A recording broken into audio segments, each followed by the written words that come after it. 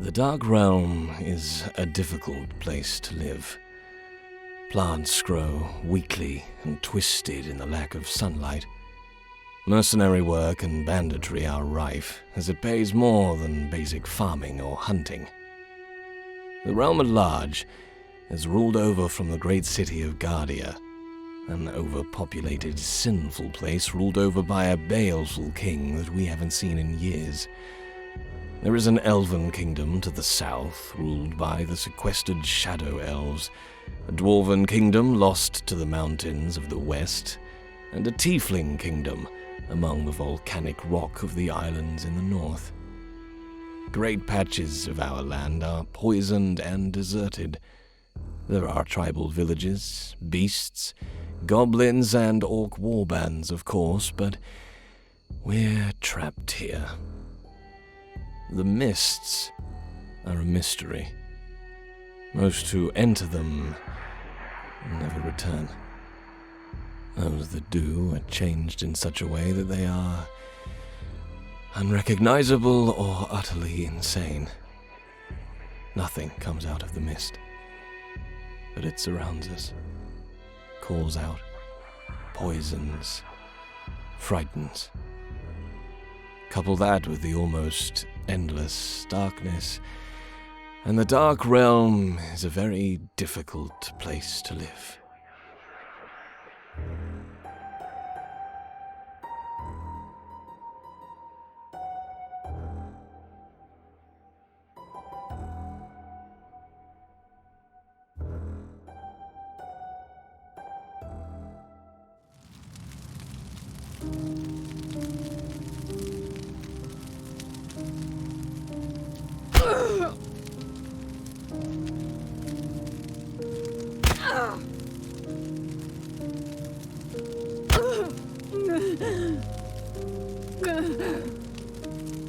I've always thought of myself as a father to you. To all of you. If you think it is the responsibility of the parent to hold your hand through every step of your life, then you're sadly mistaken. I was expedient. I gave you power and purpose. Children blame their parents for their every fault, but the purpose of a parent is not to make you perfect. That is your responsibility. The purpose of a parent is simply to give you the means and the reason, power and the purpose. You are welcome, my child. I am afraid this is the end of my parentage to you. But you can still be of some use to me.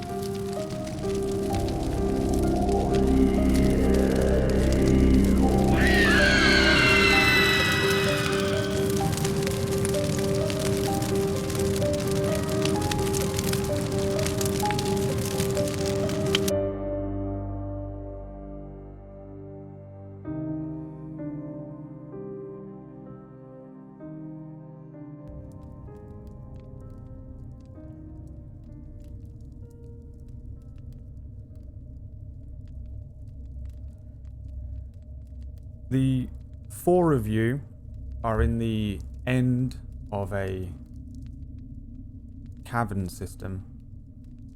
You've dispatched of the enemies that were camping here. You're surrounded by a lot of their things. There are chests and chairs. There are 2 campfires, and there are beds.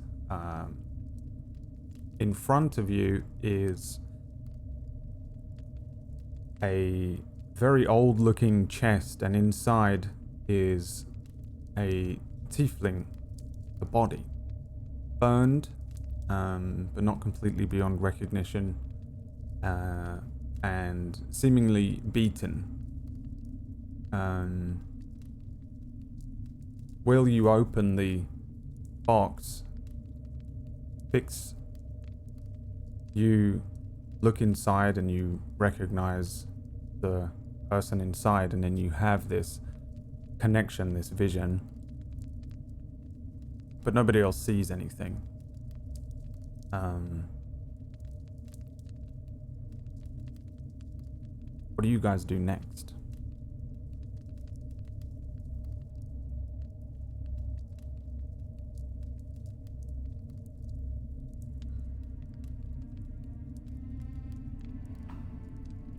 I'll Probably sink just- to my knees in front of the chest, probably, and just...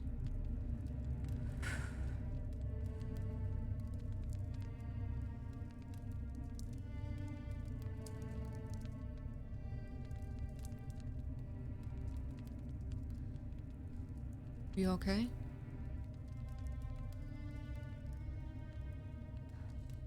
Give me a moment.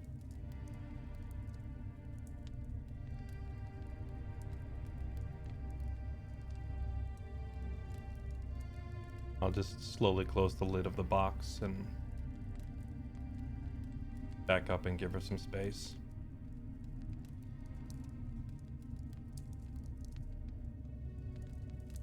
I think Merlin would walk up to Fire and just hold her hand without saying a word and look up to her.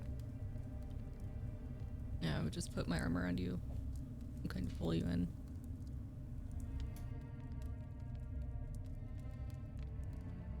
I don't understand. Why is she here? Why is she here?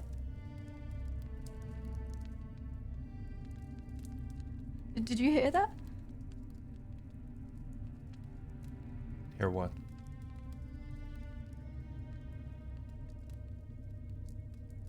Don't understand.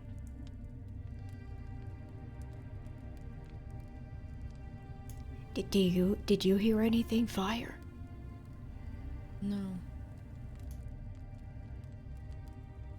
As did I. I didn't hear a thing. It was him. And that was my sister. But she shouldn't be here. I don't understand why she's here alone.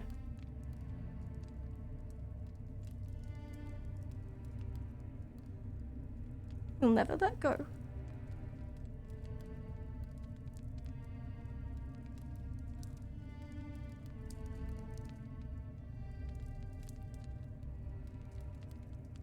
How long's it been since you've seen her last? Months, maybe. I lost track of time. We tend to come and go.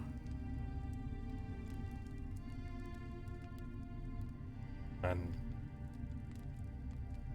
she was alive and well and free when you last saw her? Yes.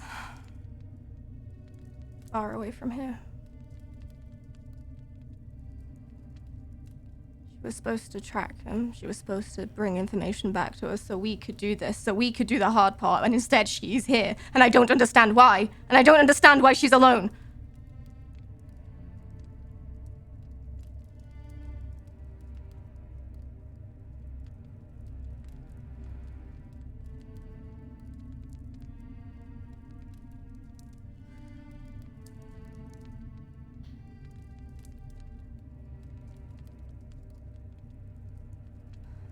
This feels personal.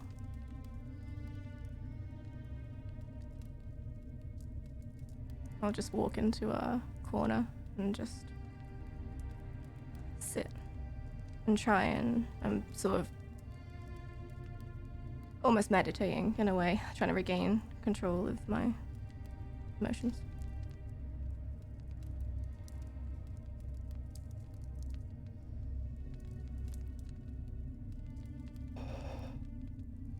I can't even begin to imagine what she's going through right now.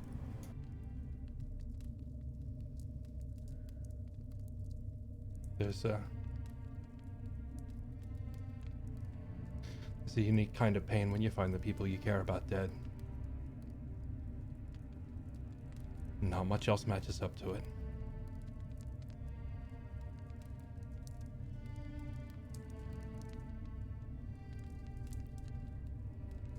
Her sister doesn't belong here.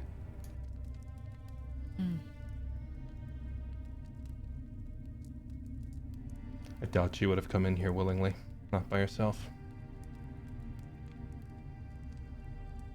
She said she was tracking this guy.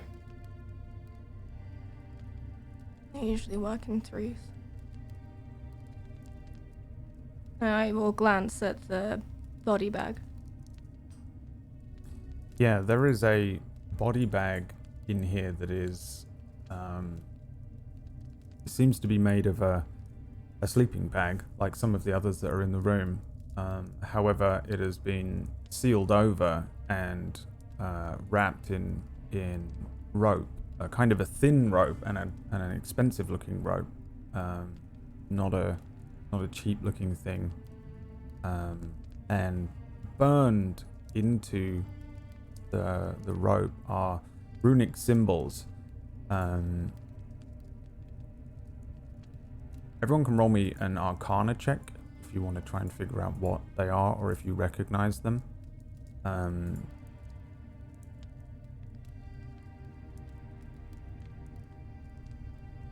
see. 18 from Fix, 12 and 12 from Fire, and 17 from Will. Fix and Will, you might recognize these as runes that it's not a language. It is they are magical runes, the type of runes that you would find in a spell book or on a scroll. You can't recognize what they mean, but they certainly have something to do with necromancy. There is certainly something to do with necrosis or the necromancy school of magic. Merlin and Fire, you understand this as well, but for whatever reason, or maybe you're not paying attention,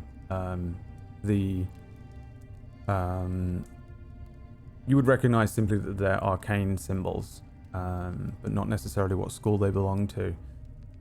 It's difficult to say what this is for, but you get the sense that it's probably holding something in. You know, this is probably stopping something from coming back to life, as opposed to it being any other way.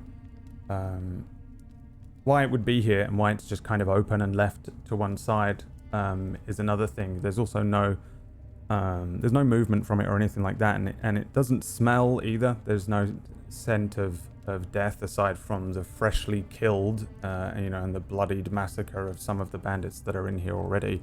Maybe if you have your own wounds, but in terms of this thing, it doesn't smell like a corpse, as they have a very strong scent, very ripe eventually.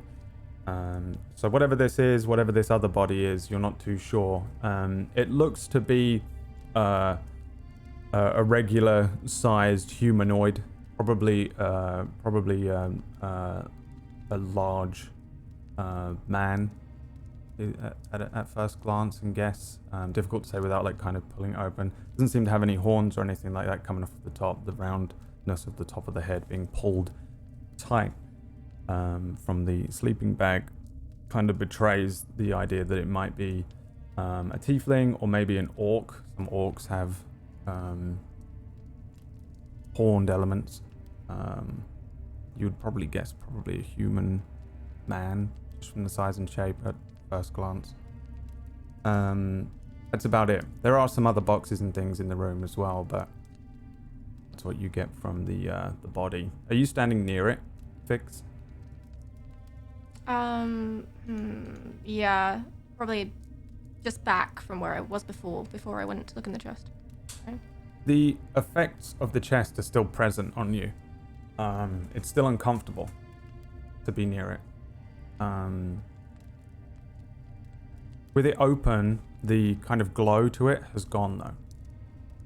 You still feel uncomfortable to be near it. I imagine I probably recognize this, but I don't move away from it. Mm-hmm.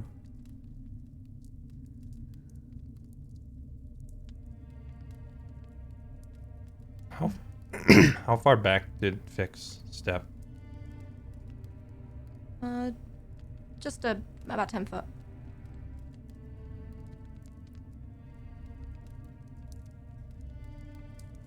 Without touching the chest and the body inside. I'm gonna examine it visually. Just look at it. Is there any writing, loose objects, clues, or anything else that can be discerned without disturbing it? You closed it again though, right? I did, but then I just heard you now say it was open.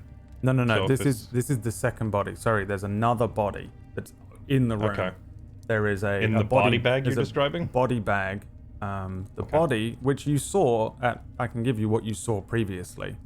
Yeah, Like- refresh my memory, because it's been... Yeah. When you come into this Wait. room, there is a body bag in one corner which is tied in the rope with the arcane runes on it, which you recognize to be necromancy in some way.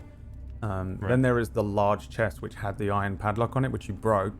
In that was what you opened up. Vix reacted to it, then walked over to a corner, and then you said you closed it again, which is just the only reason I'm being... Right, in that case, I'll leave that closed then and not disturb it. I mean, there are some other boxes if you guys are moving around. Yeah, I was just about to say there were chests. I remember there being a few other chests. I think Merlin would start scrounging around to see if he could find anything useful. Yeah, anyone doing that can roll me investigation checks. I'll just stay by Merlin in case they open a box that is clearly a mimic or something. Right. Oh god, I didn't consider that. Or they eat poison or, Oh no. No eating boxes. Are you looking at anything else? Anyone else? Or just Merlin knocking around? I probably will, but not at this particular moment. Merlin, are you looking for food? Well, if I can. Give me a perception check.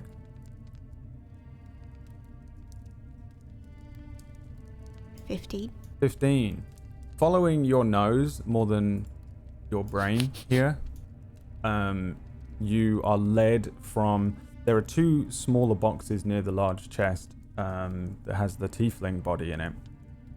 But you're led over to the other area of the room where there are all the sleeping bags, and there are lots of little satchels and bags here that contain varying different things. I think you probably hear the clanking of Merlin going through stuff.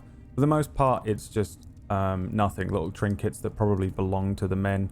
You find things like pieces of fletching for arrows and old blunt daggers and knives, things that people would be eating apples with, until eventually you kind of amass two piles. One pile full of junk that is not worth anything, we'll just say, just chaff, and then a pile of personal belongings from the group at large, the bandits. You find a bunch of food, for one thing. So you've already found mostly kind of salted meats and nuts and berries and things that people would eat on the road.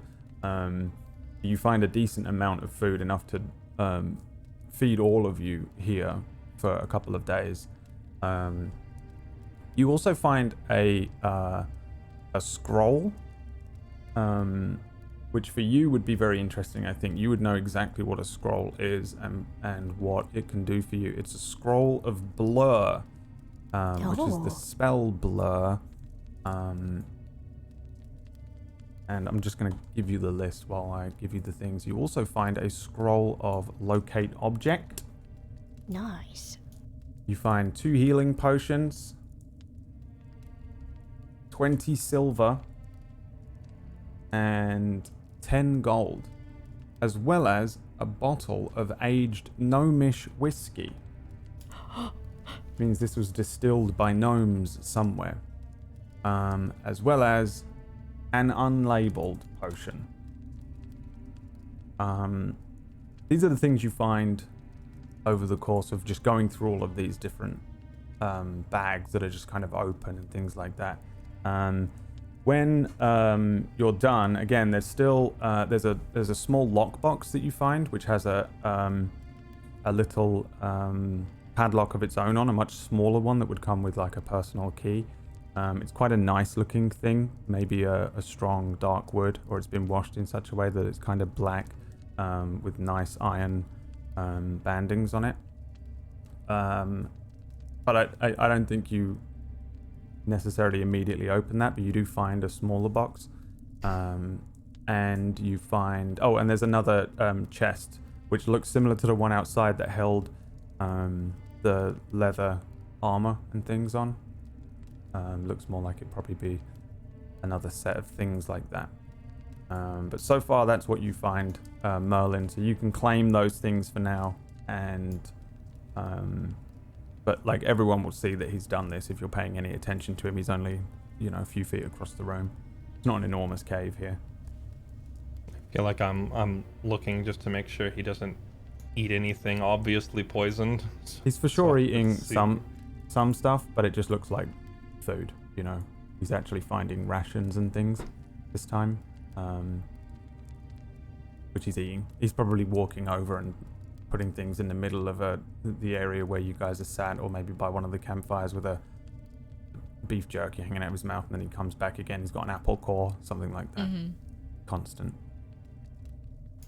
I think what he does though with the lockbox is he immediately takes it to fix, and without saying anything gives it to her.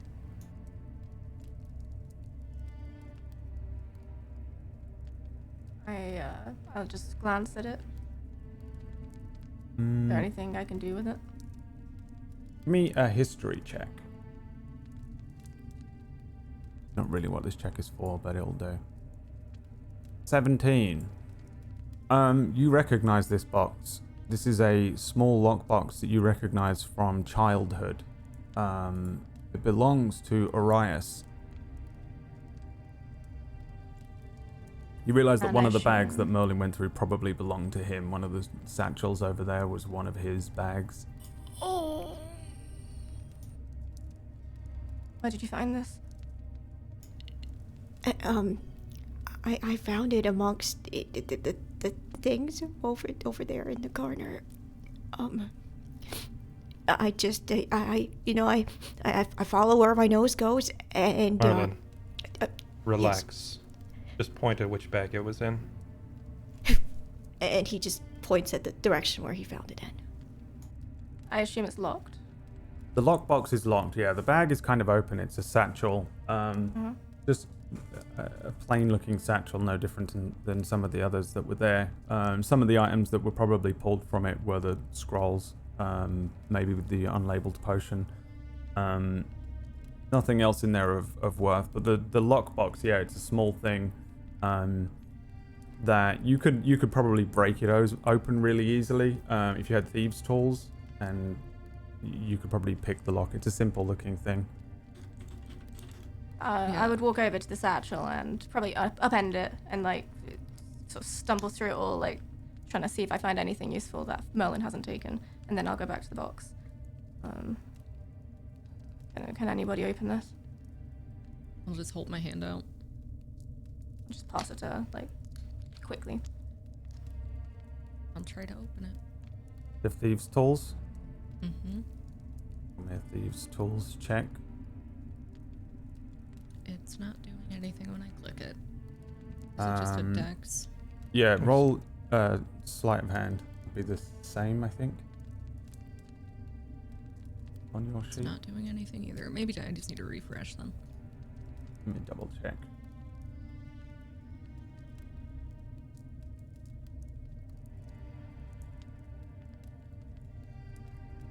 You could just, if your Roll20 is not broken, it's just a D20 plus 7. Okay. There, 14. Yeah. Yeah, you did it. I think it was just my Roll20 was... it takes you 2 seconds. This is a really simple lock. You get the sense that it's more for show, just to make sure that being left behind, these guys don't mess with it. It clicks open and the lid pops a little bit. Yeah, I don't open it. I'll just unlock it and hand it back unlocked. Take it back and immediately open it. Mm-hmm. There's a lot of things in here. There are lots of little pieces of paper and writings, lots of them with different languages on them. You recognize Infernal, the Tiefling language. You recognize Orcish. You recognize Common. You even see things that look like they might be notes that you and your other family members might have sent back and forth to each other in your coded messages. You see lots of stuff that relates to necromancy, warlock binding, things like that. It all seems to be the type of thing that you would probably expect to be in there when you open it. You see a ring in there that's a metal looking thing with a black band that runs through the center of it, and you see a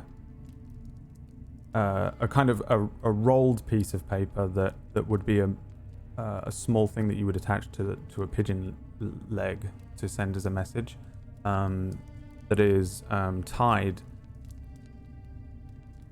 Other than that, this is really all that's in there. It's mostly writings and scribblings, and it's almost like your own journal, but in separate pieces of paper, manic writings and notes. If anything, this seems like a note-keeping box.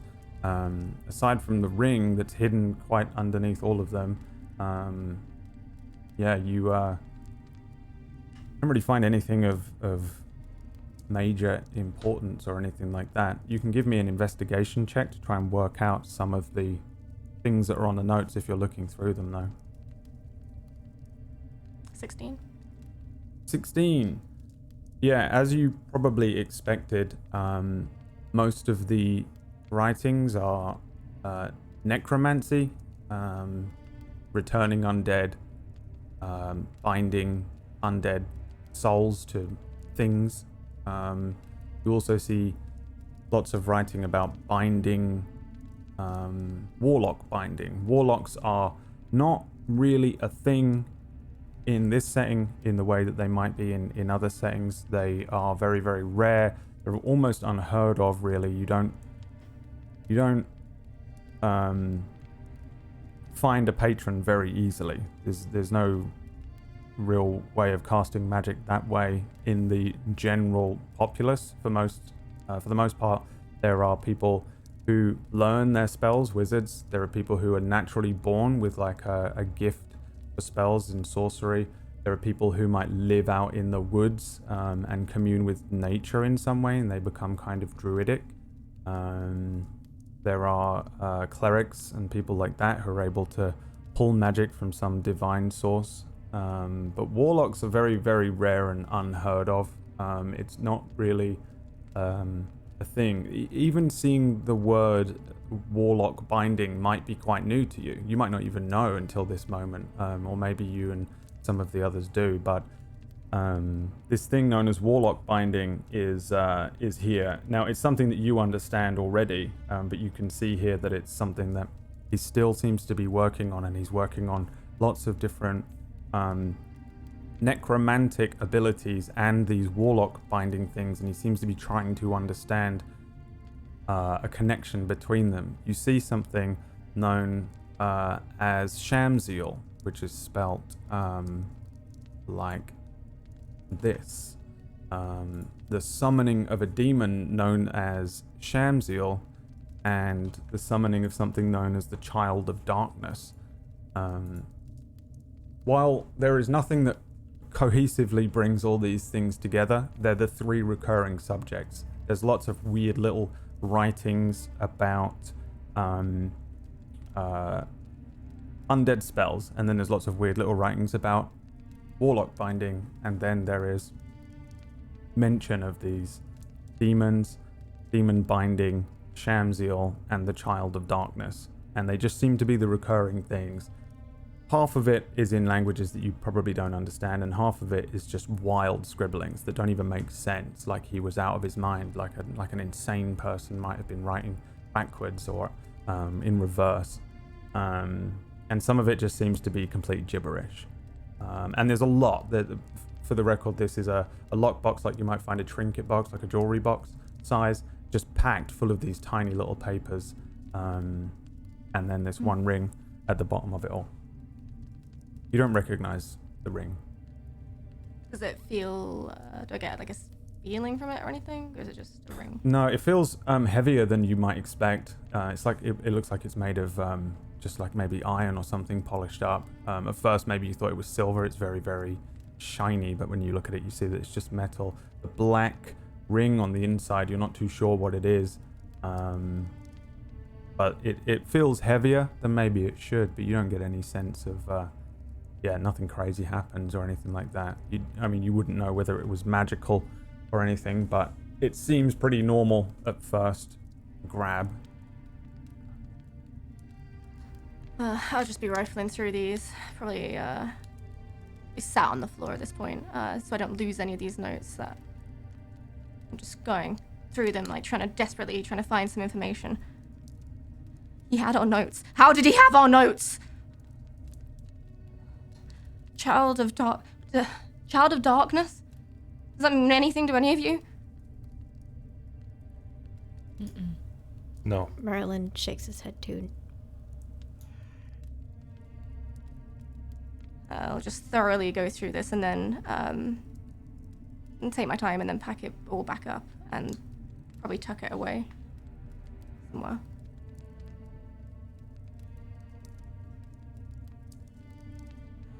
How did you have our notes? Would she have been carrying them? Maybe.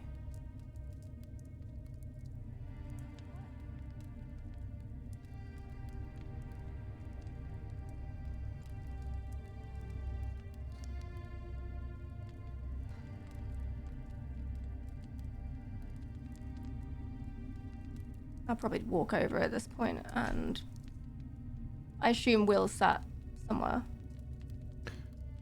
I would have been standing over you while you were reading those notes for at least the first minute, but then it's kind of all going over my head. So eventually just standing there for moral support, but not really able to contribute.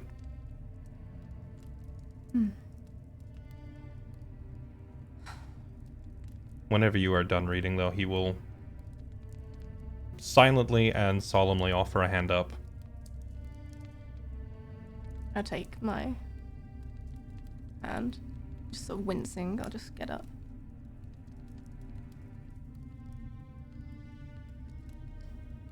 You probably shouldn't stay here if he's going to be coming back.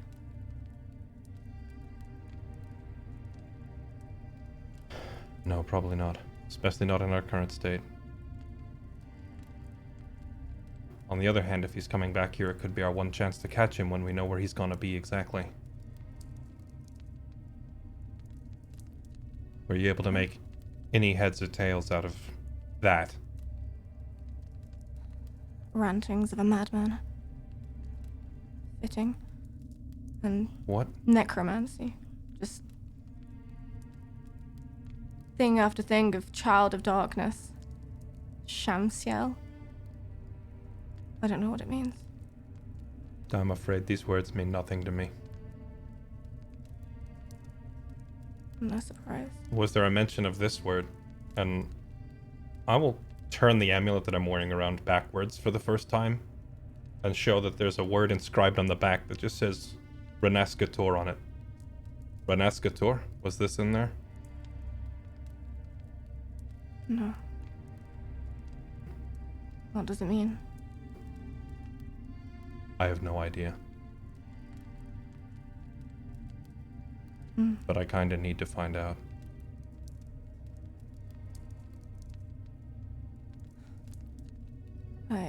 I'm afraid.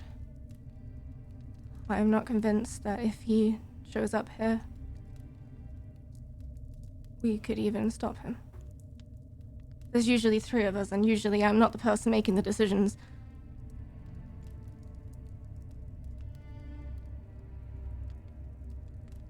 Well, now there's 4. And you don't have to make the decisions. This isn't fair. But regardless, I look over at Fire and Merlin. We can't drag them into this. This isn't their fight. I heard what you said earlier. With the bandits. Arias gave the orders. this is true. Can't really ask them to put their lives on the line for a fight that has nothing to do with them. I'm getting paid. I could Are you? help but overhear. You know, as much as this is not the adventure me and Fire had, started off with, it is now. And we're in it. You've almost died twice already to a fight that was not your own. I would say of all the knocks we've taken, Merlin, you've caught the worst of it. What would make you want to continue this? You never did tell us why either of you were heading towards Sum's Point.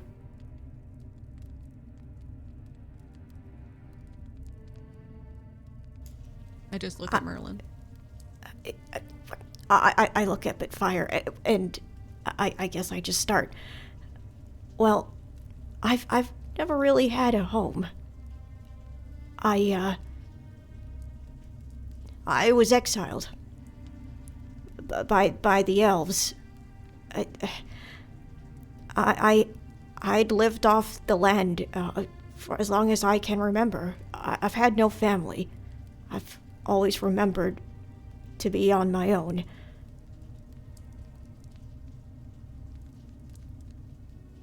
It wasn't until I met Fire that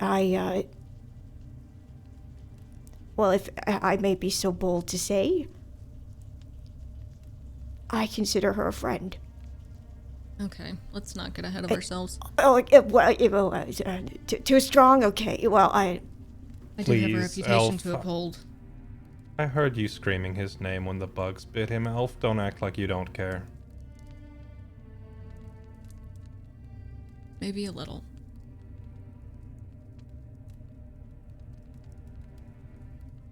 More than you want to admit.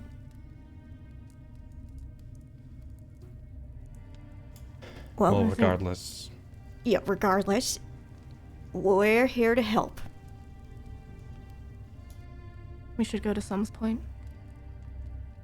Your man Darrow is there. We can eviscerate him in whatever way you wish. Daryl will be the least of their concerns. Don't get me wrong, I'm going to kill him. But he's not the one that concerns me. Your man Arias is far more dangerous. And this bandit group, whilst I was interrogating them, I was able to at least learn most of their names and confirm some others. I knew Daryl was involved. That guy, pointed at one of the bodies on the floor, confirmed that Daryl was the one who opened the city gates and let these people in without even so much as a fight. Coward. But it goes beyond that. I've been tracking these guys for a while. They are well far and above typical bandit rabble. They're organized, they're smart. So far, the ones I've crossed swords with have been skilled. And that is what I'm afraid of. These guys aren't bandits, they're soldiers. Or at the very least, they've been organized and trained by one. Those other names, Massimo, Mac, and Boral. These are their lieutenants, their commanders. And I kinda shudder to think what they're capable of if they could take basic bandit rabble and convert them into something this scary. Daryl will forever and always be a coward and a weakling, but those others are probably not. And they are who Arias surrounds himself with. Right, which also puzzles me. If they are soldiers, why would they serve a necromancer? What did he offer them? Power, money? People who are offered power often make poor soldiers. They're too ambitious. Arias didn't even seem to know what was going on with the mists himself. He's here to study the things that come out of the mists. Why? It's a good question. Probably answered somewhere in that scribbling. If only I could read it. You've probably got a better shot at deciphering it than any of the rest of us, so if you can't read it, I doubt we can make sense of it either. Perhaps Merlin could take a look at it when we get somewhere a bit more comfortable. I can't guarantee that I can read it, but I'll try. You seemed Believe quite it or adept not. at reading the other thing we had.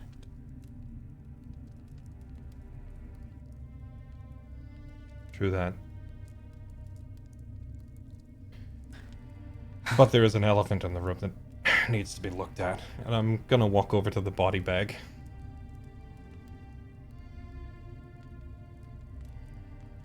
Can I remove the blanket that's covering this body without disturbing whatever kind of magic runes are blocking it? Like, are the runes in a circle around it, or are they inscribed on the bag or the blanket itself? They're on the ropes. So imagine a body in a body bag, wrapped in a rope 4 or 5 times around the main body, and then once from head to toe, and then tied off. It would be difficult to do. It would be difficult to do, and also I don't think you know whether you would disturb it or not. But it wouldn't be easy, but you could try. Is really where I'm getting at with this. If you want to try, it would. Yeah. The man you beheaded earlier mentioned the fact that they've been ordered not to let it get up and walk away. I Does that heard. mean? I can only suspect that whatever kind of power Orias is tampering with involves bringing back the dead. Oh, we know that for sure. The question is, whatever means he's working on of resurrecting the dead, could it work even if he's not here to enact it himself? These markings on this bag. For all we know, whatever kind of magic or enchantment he's working on is already in effect here. I think it's Keeping this holding thing something alive? in. Keeping this thing alive, or perhaps keeping it dead? If his order was to not let it get up and walk around, I say we let it get up and walk around. Well, I don't know that I want to get that far ahead of ourselves, but we do need to know who it is. And I'm going to uncover just the face portion with minimal disturbance to the rest of it, but I want to see who this is. Okay. Give me a sleight of hand check.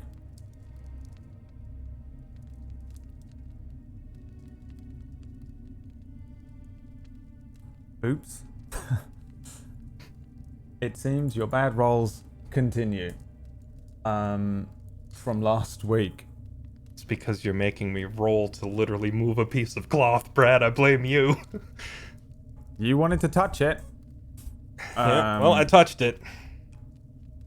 You move the sort of the face area, or try and reveal something underneath the what would it be called, the hood of the sleeping bag. However, as you do so, almost immediately, as soon as you kind of peel some of this away and your hand brushes the underside of the rope, the sleeping bag falls flat, as if there's nothing in it whatsoever. The ropes kind of fall loose, and it just becomes an empty sleeping bag. What? Do we hear anything? You do not hear anything. You know, of all the possible outcomes I expected when I reached down to touch this, that was not one of them. Where did it go? Shake it? I say, smirking. I reached out to shake it, and then I stop, and I'm like, he's just trying to get me killed. But there's nothing there, Fire. You want him to... Oh. That cannot be a good sign. No, it can't. Do you think it's up walking around somewhere else? Do I look like a wizard? No. I am. Is it? Okay, Merlin. Yeah. Do you think it got up and No. appeared somewhere else? No? I mean, well, it's possible. Possible. Hmm.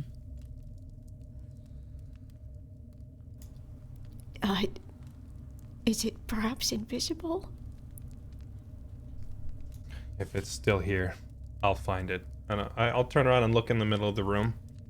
Yeah. Other three will see what appears to be some sort of bright sunlight behind Will's eyes, and I will use Divine Sense and scan this room. Okay. What is the distance on Divine Sense? I believe it is 60 feet on the Divine Sense. Let me double check. 60. Okay.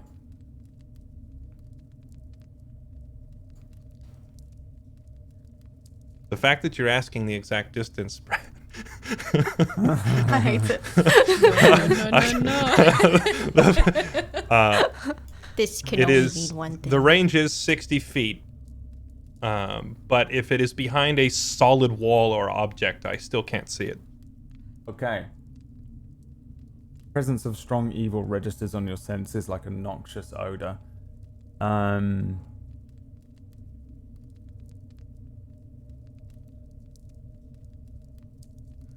Mm-hmm.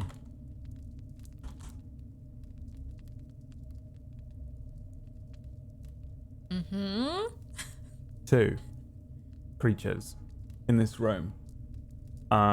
Those of you that are looking at Will when he does this, his eyes glow and you recognize that he's casting a spell of some sort.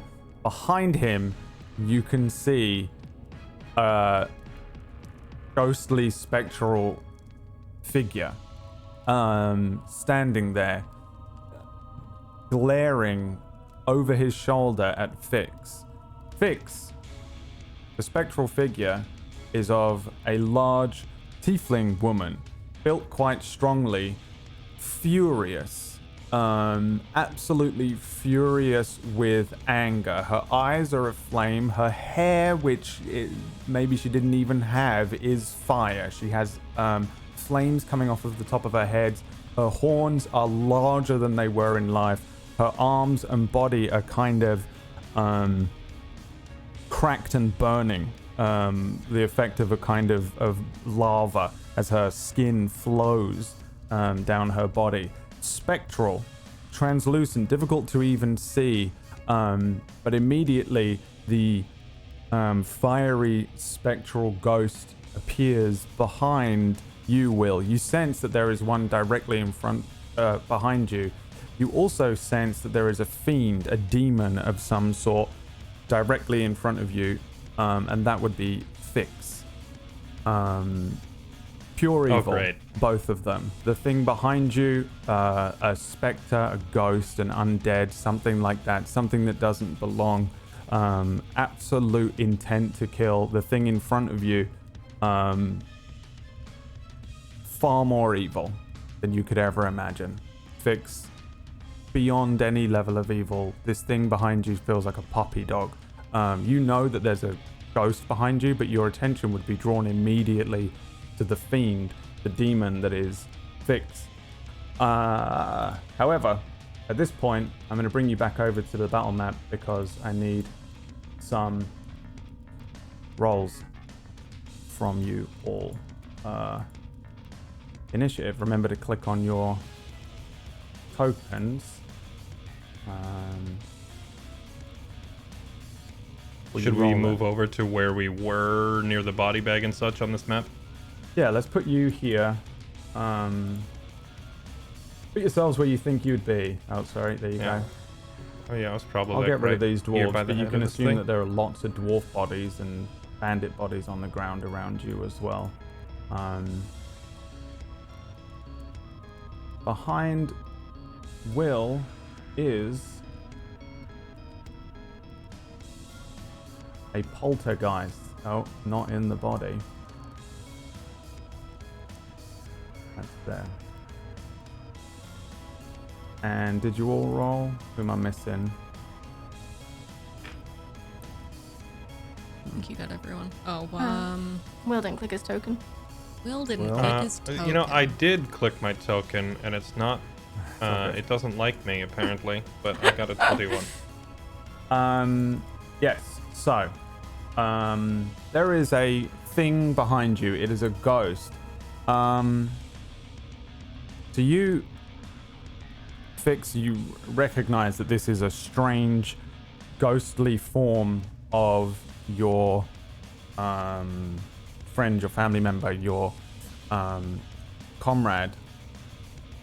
And they are screaming in silence. No noise coming from this ghost. Will, you have this reaction from your divine sense.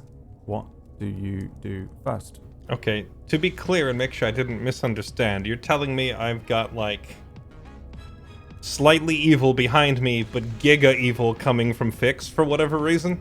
Yeah. Just... Okay.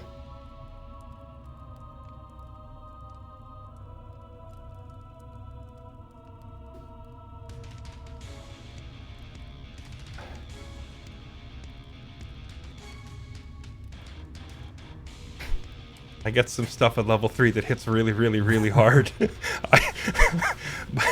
Yes, I should mention that they went from level 2 to level 3 during the week. I meant to mention it at the end of the last episode and forgot. But I don't think I've ever mentioned that you're even level 2, so... Oh, yeah. Sorry. Oh, yeah. Spoiler. We're all level 3 now. Spoiler, I just forgot, but yeah. Would Will unload? I don't think so.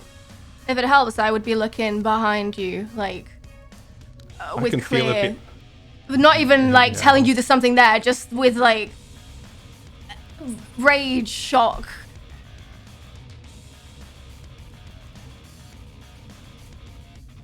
I feel like for several different reasons, I still wouldn't attack Fix.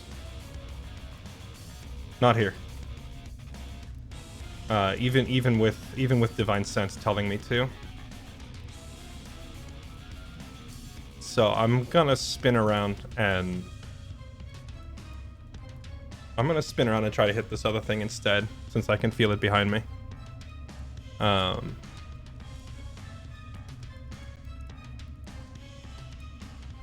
Yeah. And I haven't actually taken my Paladin Oath yet, so I'm not going to use any of the stuff that I get. I don't technically have it, so I'm just going to swing at it normally. Okay.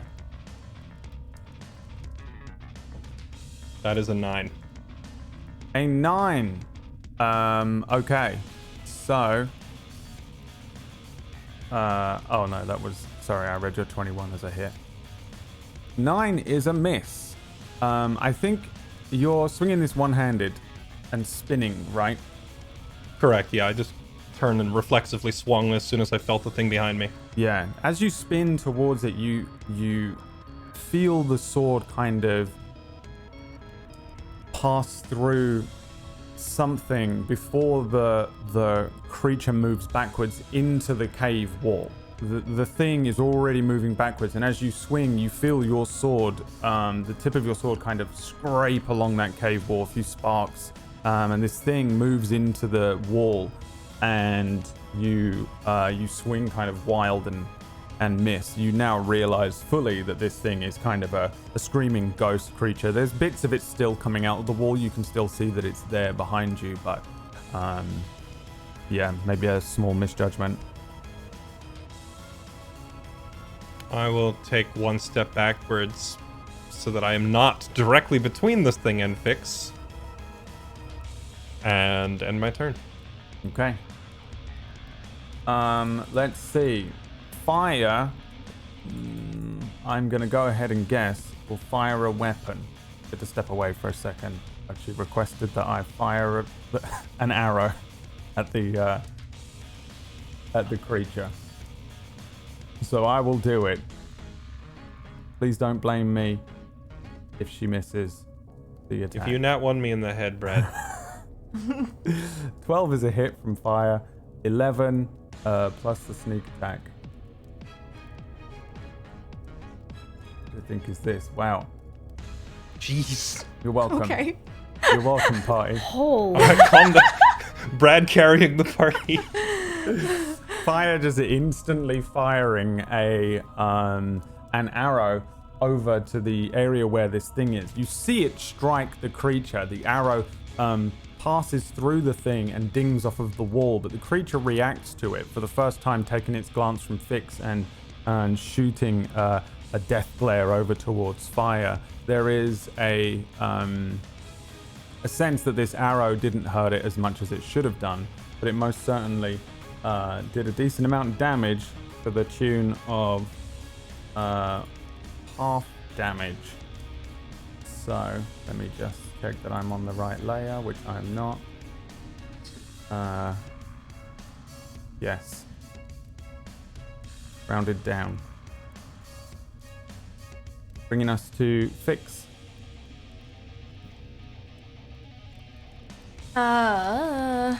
Fix, you would note immediately from body language that I am equally braced against you as the ghost.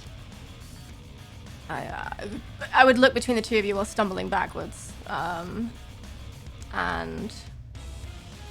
would, I guess just do what I think is best, hex it, and throw an Eldritch Blast.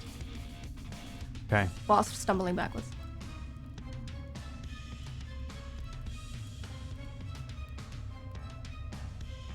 Is a hit. 9. One. Let's see. Yeah. Necrotic. Okay. Plus the 6. You get it on this turn? Am I crazy? Maybe you do. Hex applies to the turn that it's cast, yeah. Yeah. Okay. All right. You moving anywhere? I stumbled backwards slightly, and that's it. I'm at the I feel like I'm at a step, right? So if I go backwards anymore, I fall. So yeah. The ghostly form of Carmen returns its gaze to you as soon as you begin casting this thing. As you hit it, you see that the magic damage sort of disperses the poltergeist for a moment. The form of it is reduced to kind of wisps of just sort of translucent ether before it reforms for a moment. It seems to be a lot more effective than the arrow was, but it's still going. You doing anything else? Nope. All right, brings us to Merlin. So without hesitation, Merlin would immediately turn around and look to Fire, take her hand, and cast Protection from Good and Evil. Ooh. So a warm light would then emit from his hands, and I would assume that Fire would feel this sense of protection from good and evil. Okay. You have protection from good and evil. Creatures of, well, this creature has disadvantage on attack rolls against you. You can't be charmed, frightened, or possessed by them either. And are you moving anywhere, Merlin? Yeah, I'm gonna hide. Can I hide in the box that's behind? You absolutely can, yeah. Really? Oh my god, yes. You technically have to do the hide action, but I'm gonna say that you're climbing into the box and you're in the box now. You're covered. This box is filled with clothing, cloaks and basic traveler clothing. No leather armors like the other one. This looks like civvy clothing, or the type of thing they might want to wear when they don't want to be branded as a member of the bandit crew. And you are lost in amongst all those rags for now.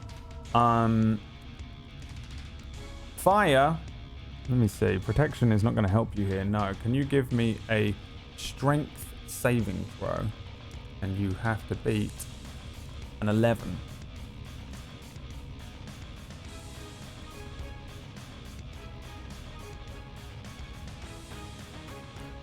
I said Fire and I meant Fix. And remember when I said, why I don't have two people with the same starting of that name in a campaign ever? What did you want from me? Strength saving. A strength saving throw. Sorry, yeah. Goody. I was reading the word fire because I had Fire's thingy open. Also, -1. You say my rolls are bad. You fired a better -2. You fired a better arrow than you've ever fired in your entire life. Thanks to me. You're welcome. -1 on your strength save. The poltergeist screams at you. You hear the scream. No one else does. You hear it in your mind as you are lifted off your feet and you are hurled 30 feet backwards, which is also off this tiny little edge. So you're going to end up there. If you want to put your token, hang on, I'll move you. You are launched back to, yep, there. And let's see. You take 1d6 damage per 10 feet moved. So I'll let you roll it for me if you want. Roll me 3d6. 11. You are thrown, like, everybody sees Fix just lifted off of their feet and hurled backwards. There's no sense of wind or magic casting or anything. You just see this poltergeist kind of flame up in its kind of ghostly way, scream towards Fix, and Fix is just suddenly airborne, turning over and over again before you hit the ground, rolling over. You will be prone at this point as well, as you come to a stop. Take 11 bludgeoning damage, presume, and the word that you hear as this poltergeist of Carmen screams at you is sorry. And that brings us to you, Will.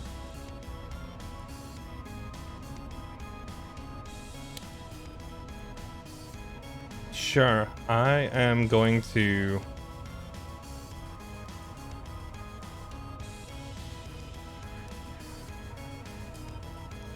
I'm just going to attempt to hit it again with a normal attack. Okay.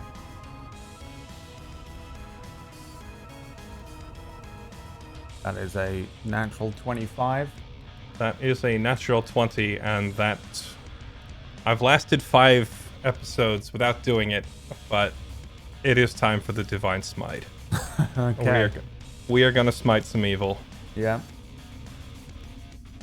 So, yeah, that's first level Divine Smite, which will be... Let's see. I need all the d8s you have.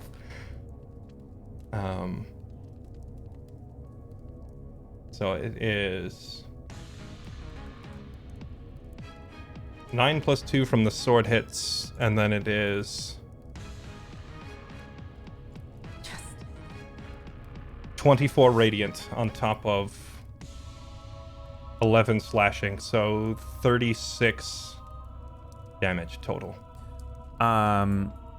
Describe to me exactly how this looks. You're also banishing this spirit. Yeah. Will turns around, and first time I tried to hit it, it sank into the wall. But as soon as it comes out and it does that to Fix, like, Will's already got the glowing sunlight eyes, and then his sword starts doing the same thing, and he just looks at the thing and says,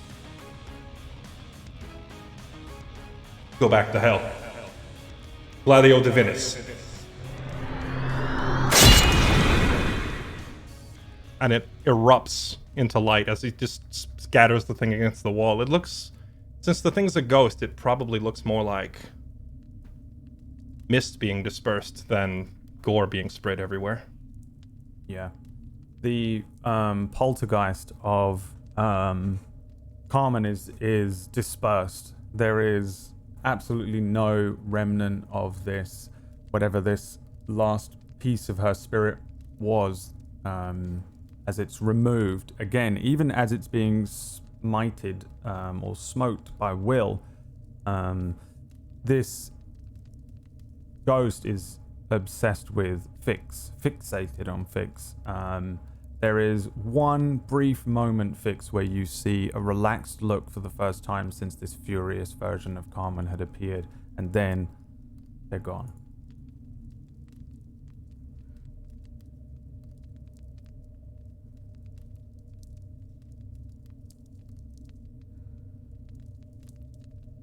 I'm gonna use another usage of my divine sense, and then just look back at Fix again to kind of. The reason I didn't attack her right away is because I thought perhaps this other thing is able to tamper with my divine sense, and I was like creating a false positive, so to speak. But I'm gonna use it again because I get like 3 of them. And I'm gonna just look at Fix again and see if I'm still getting like mega evil vibes coming off of her or not. I'll be slowly picking myself up off the floor. Very slowly. You cast this sort of spell again, and you absolutely get the sense again that there is this creature is pure evil. This is not something that you are even probably able to understand yourself very well, Will. But the sensation that you get back is of the most evil, possible evil that you can imagine. It's overwhelming. You also get an understanding that this thing in front of you that has presented itself as Fix is a fiend or a demon of some sort, a thing of stories, and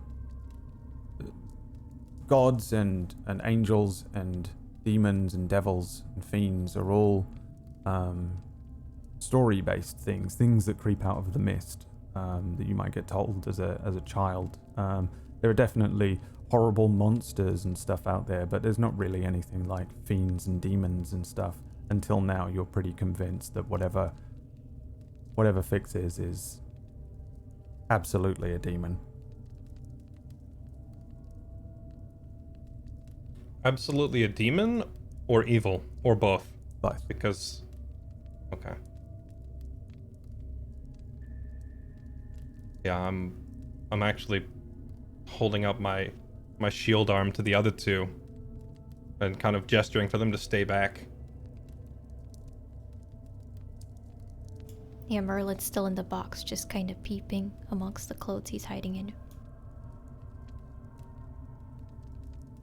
Do you see something? I've not said anything yet. I'm kind of waiting to see what she's gonna do when she stands up, but Fix, you are getting the you are actual Satan stare at the moment. Is there something that we don't see that you're seeing? She's worse than whatever that thing was. I can see it all over her. Who?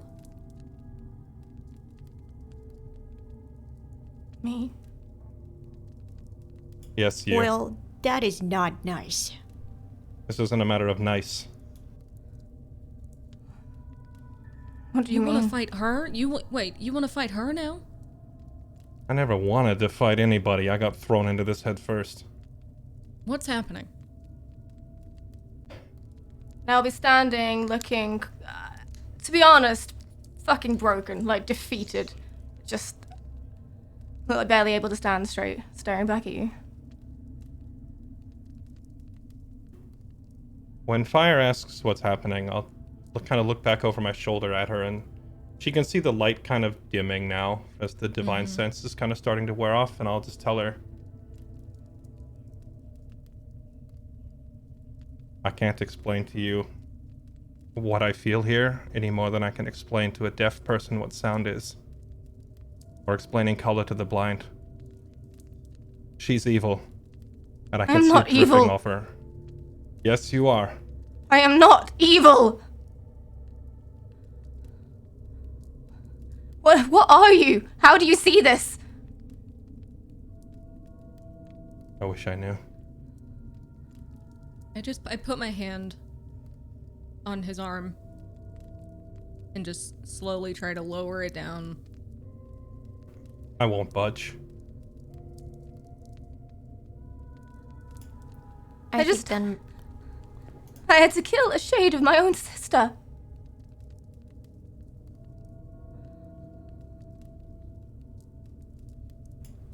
I think then Merlin would crawl out of the box and slowly, on all fours, start making his way over to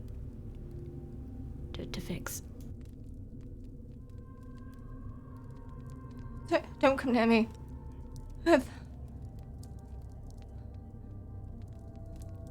Yeah, I'm gonna move up with Merlin and kind of put a hand on his shoulder and pull him back. Don't. There's more to this than it looks. But it's just Fix. It's not just Fix. There's an evil stained all over her that's darker than anything in this cave. I'll walk up and put myself between the two of them. It isn't me. Then what is it? Someone else inside you? Something possessing you? I don't know. Controlling I you? don't know. I haven't known for 20 years what it is.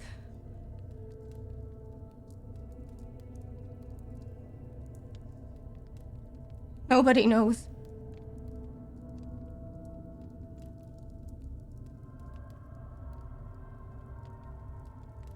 I think we should sit.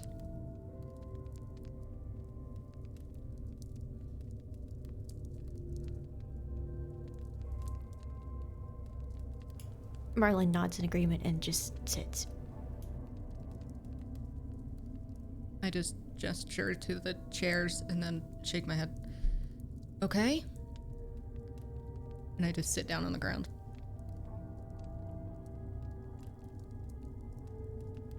No? I'm just, my eyes are locked on Will, just waiting to see what he does. We're getting the same treatment back. Just tensed up. Kind of like expecting you to make a move and try to murder me the second I look away. Surely if I wanted to kill you, I'd have done it long before now.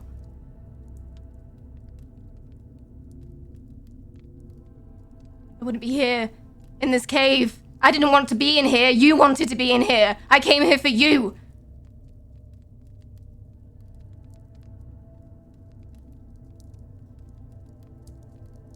I didn't know that was there. I didn't know she was there.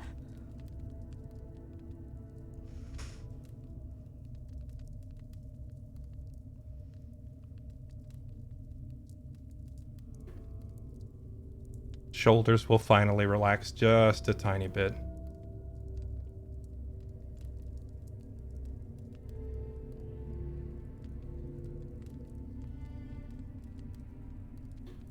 The reason I turned my sword on the ghost instead of you.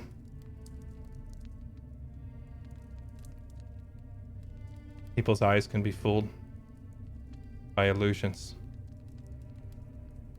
People's ears can be fooled by fake sounds. You two know that better than anyone. I can't be so arrogant as to think my own senses can't be fooled either.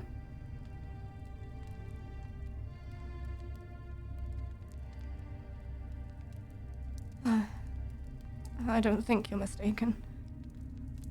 But it isn't me. At least it's not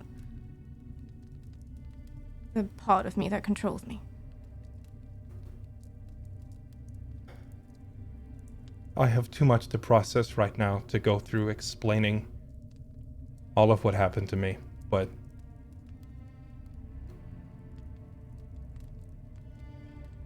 I couldn't always see in the dark. But I can now. I couldn't always see evil creatures around me, but I can now. And it's a sense just as real as my eyes and ears and my nose and everything else. I can feel it.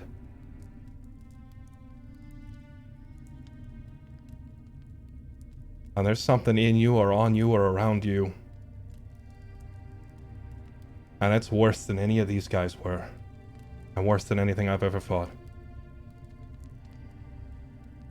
The rest of you might not be able to see it or feel it, but I can. It's right there plain as day.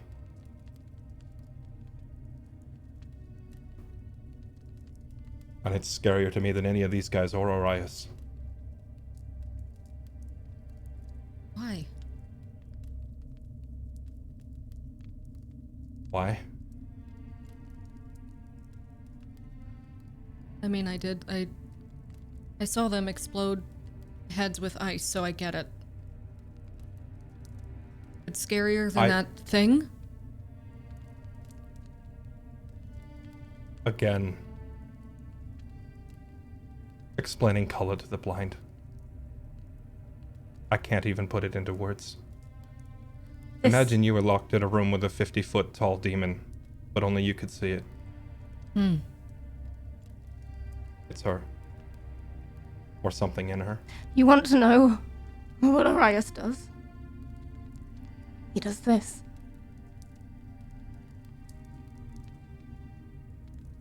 He did this 20 years ago. And yet he still finds ways to use us.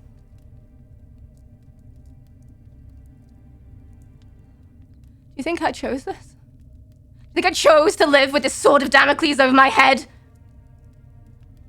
No one would choose this, and if they did, they would be a madman. I didn't want None of us chose.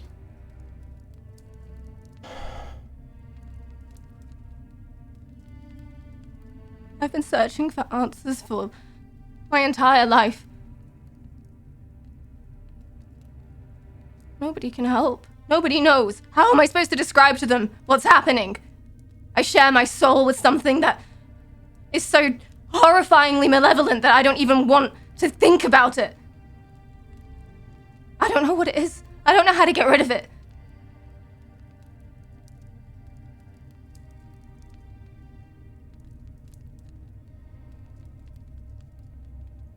I believe you.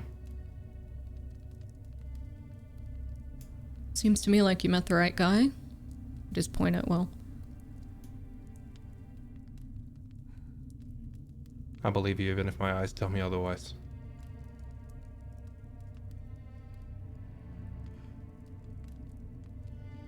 I believe you too. And Merlin would then get as close as he can to Fix, and would give her a potion, a health potion. He would take her hand with both of his and look up at her. You're not alone in this now.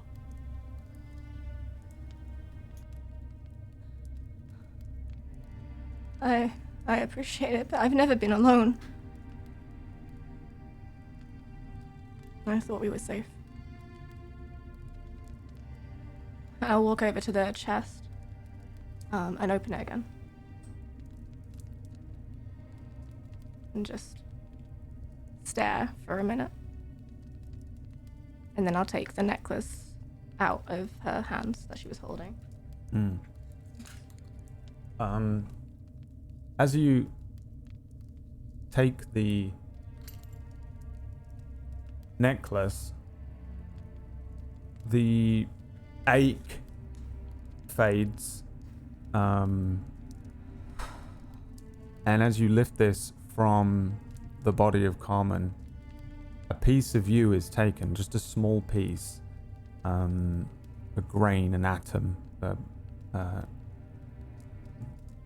whatever piece of Carmen remains is taken as well. A memory, another small piece, and lastly, a piece of the demon bound to her is taken, and these three things combine and are imbued into this necklace. Just a moment passes as you feel this strange sensation, and then a flame appears to grow around this necklace in your hand, and this everybody can see. It flashes for a moment, and a creature is born. A thing flies up, appearing like a very small, kind of tiny fire sprite, or maybe a golem made of flesh and fire, depending on how you're looking at this thing. Very small, round face, flaming eyes. It has these kind of wooden flaming wings that take the same kind of look and shape of the necklace in a way. These legs that come out from the bottom of it, and a tail. Two hands float either side of it. It pops and turns to ash, and it floats, moving around quickly a kind of grey ashy swirl moving around Fix up and down before flying around the cavern very sporadically again, moving back towards where you are, Fix. There's another ignition, and the creature returns to its flaming form. While it doesn't speak, you understand it the way that one might understand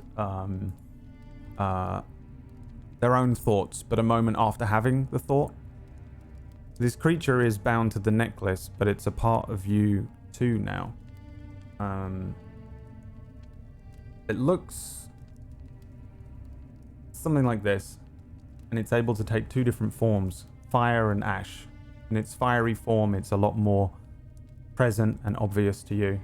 In its kind of ashy form, it's practically incorporeal, basically a ghost, a thing that can follow you around quietly.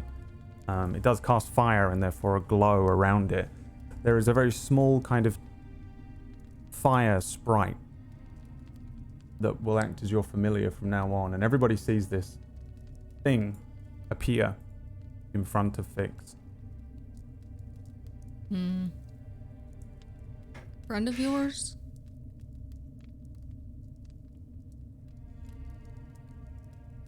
I guess so. You know, you're not helping the whole demon thing he was screaming about just a moment ago. Just stood down, and she summons a demon in front of me. Listen, I think that we could all maybe use a nap or a meal, or I know that you just said she's a demon, and then a demon showed, so just don't kill her. Let's not, right? At least, can we agree right now at least to not, I need to eat and sleep. I am literally just looking at the thing and then just closing my eyes and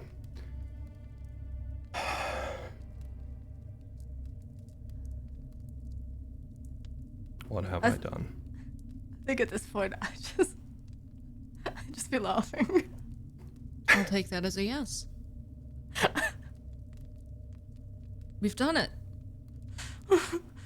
We got through our first tiff as friends, right, everyone? I think Merlin would look up at Fire and whisper, I sure hope we don't end up like Fix and Wildo, right? You and me, we're as thick as thieves. 2 peas in a pod. Yep, never. Yeah, no. Unless you're evil. Unless you're evil. Is Merlin evil? I'm gonna walk Am I right evil? up to. I'm gonna walk right up to Fix, about as close as I can get without saying that it would be an intrusion of one's personal bubble. Like here's personal bubble space. Here's me like pushing the line about as close as I can get to that, and I'm gonna use my last like battery charge, so to speak, of Divine Sense one last time, and do the Radiant Eyes thing, kind of just right at her, and then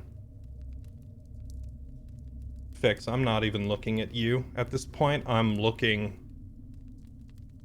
kind of like up and around you, like there's an invisible shape all around you, and just kind of at one point actually reach out and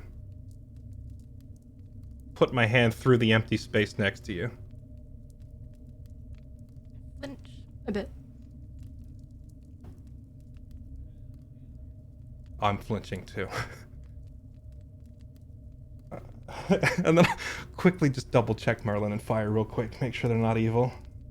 They we're good. And appear then to be evil or demonic or undead or anything like that. Even the creature that's flying around now. that's the other thing.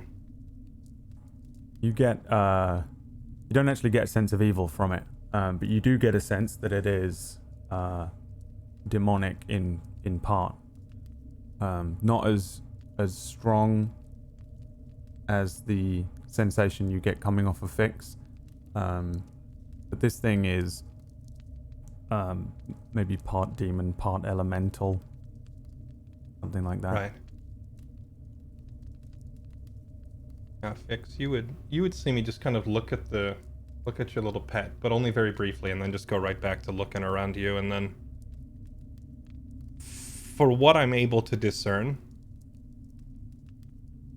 can I tell if this thing is like around her, inside her? Can I gauge any of this, or is it just kind of all encompassing?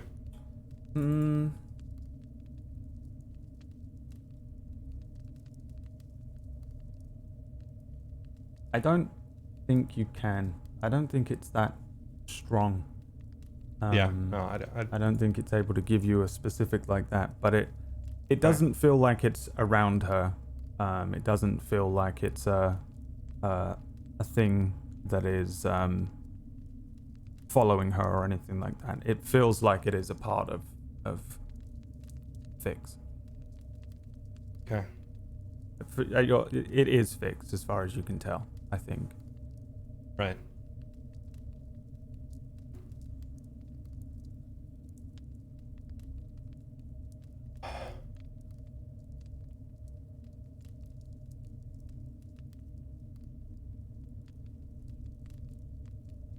I trust you. And the lights turn off.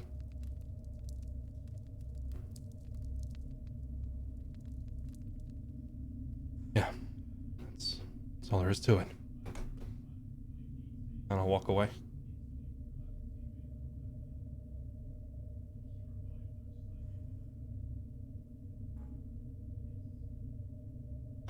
Let's scavenge what we can from this cave and make ourselves scarce before the rest of these guys come back. I don't think we're really in much condition to... Oh, way ahead of you. And Merlin's already pulling out everything. He scrounged up the salted meat, and he just displays them. And he's looking up to Will like he's so proud of what he's just accomplished. Work, little guy. This will come in handy.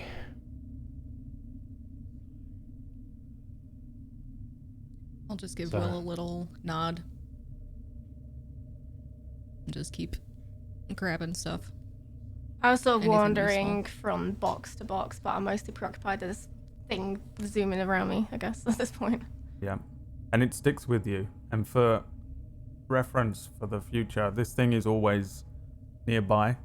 You can just assume that it's always following you in one form or another. You can also command it to take different forms.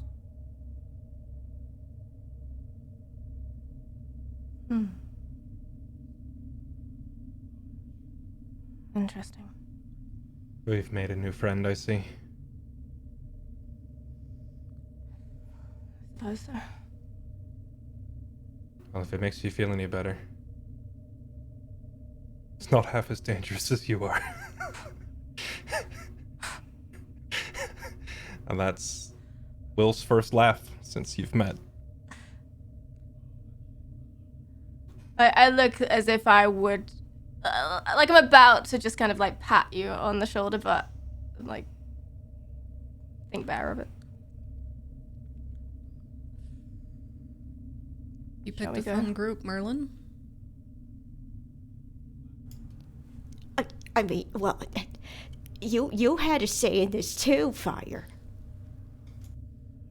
For a bodyguard, you managed to find possibly the most dangerous people to be hanging out with. Whoops. Correct me if I'm wrong, but a bodyguard is generally hired to keep one out of danger, are they not, Merlin? You seem to have the opposite idea here.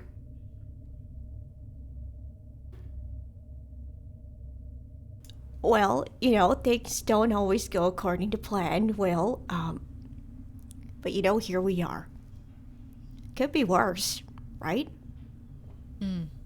I've kind of given up on trying to talk Merlin out of things at this point. I'm sure you guys could tell.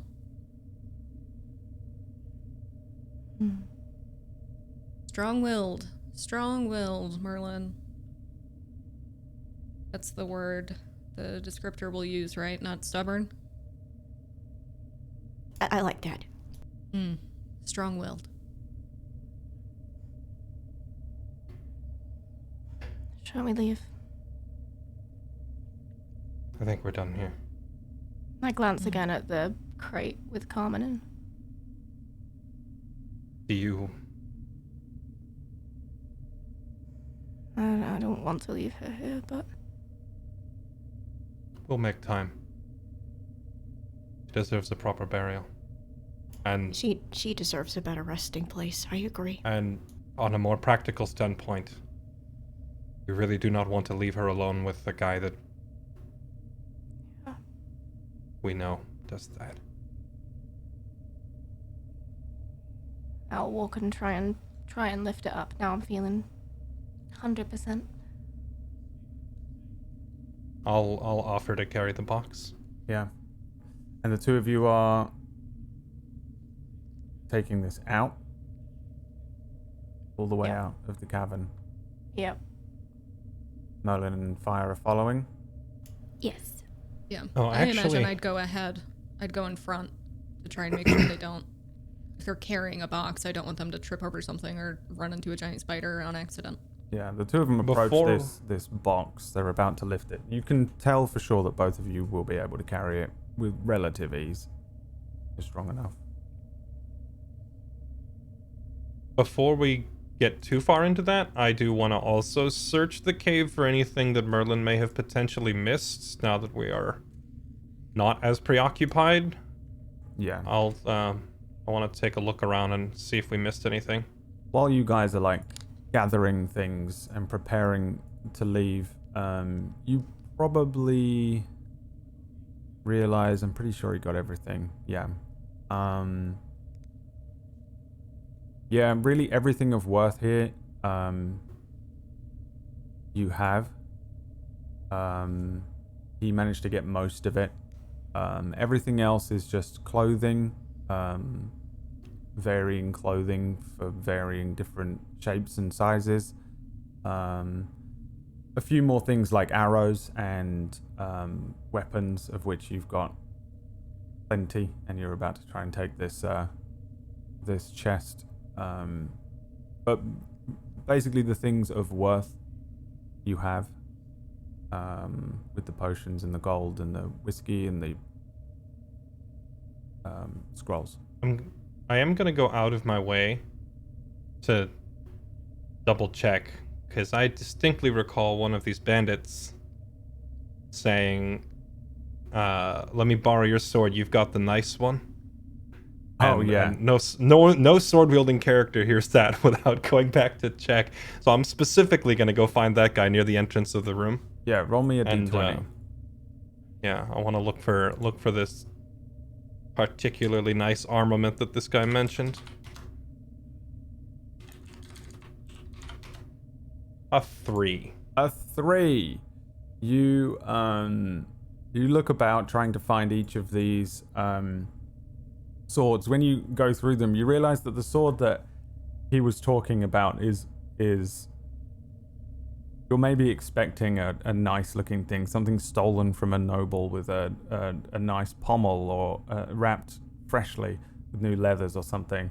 Most of them, they all look like they're made from different workmen. They probably come from different places all over the realm, but when you eventually weigh it all up, the sword that you're looking at that is probably the best quality and most likely the one that they're referencing, is a decent looking sword, but is no more special than your average longsword.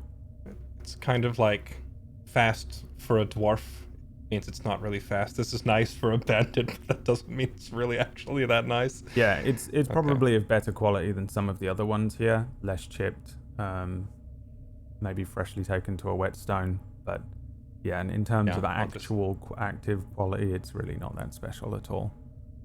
Yeah, I'll just ignore it and help her carry the box out of the cave then. Okay. Each of you begin to bring this box, presumably all the way out. You're going all the way out of this cave system, which you can maneuver now safely and freely if you want to do that. Yeah, I'll let her choose the spot, but go outside and just find a place to properly bury this body. All right, you guys start moving out of this cave. First, you have to walk under the area where there's water. Bring this box with you. The 4 of you working together to navigate through this cave system. You get to the area where you have to lift it up and begin to head outside. And that's probably a good place for us to go to a break today. Everybody exhale. Take a quick Holy breath. moly. We're gonna have a quick break as you guys and your characters exit the cave here. You are all level 3. Everyone, take a deep breath. We're gonna go and have a 10-minute break. When we return, we'll see what they do in the second half here. The announcement for the second giveaway is today as well. So we're giving away a copy of Candlekeep Mysteries. I'm looking at it right now, and I want it, but it's not mine. And that will be coming up at the very end of the session. So if you want to stick around, if you entered into that, then that will be announced today. There is still technically time for you to enter. If you want to enter right now, follow the link in the chat, those of you that are watching live. And if you're in the future, suck it. You get nothing. We'll be back after a short break. Thanks very much for watching, and we'll see you in 5-10 minutes.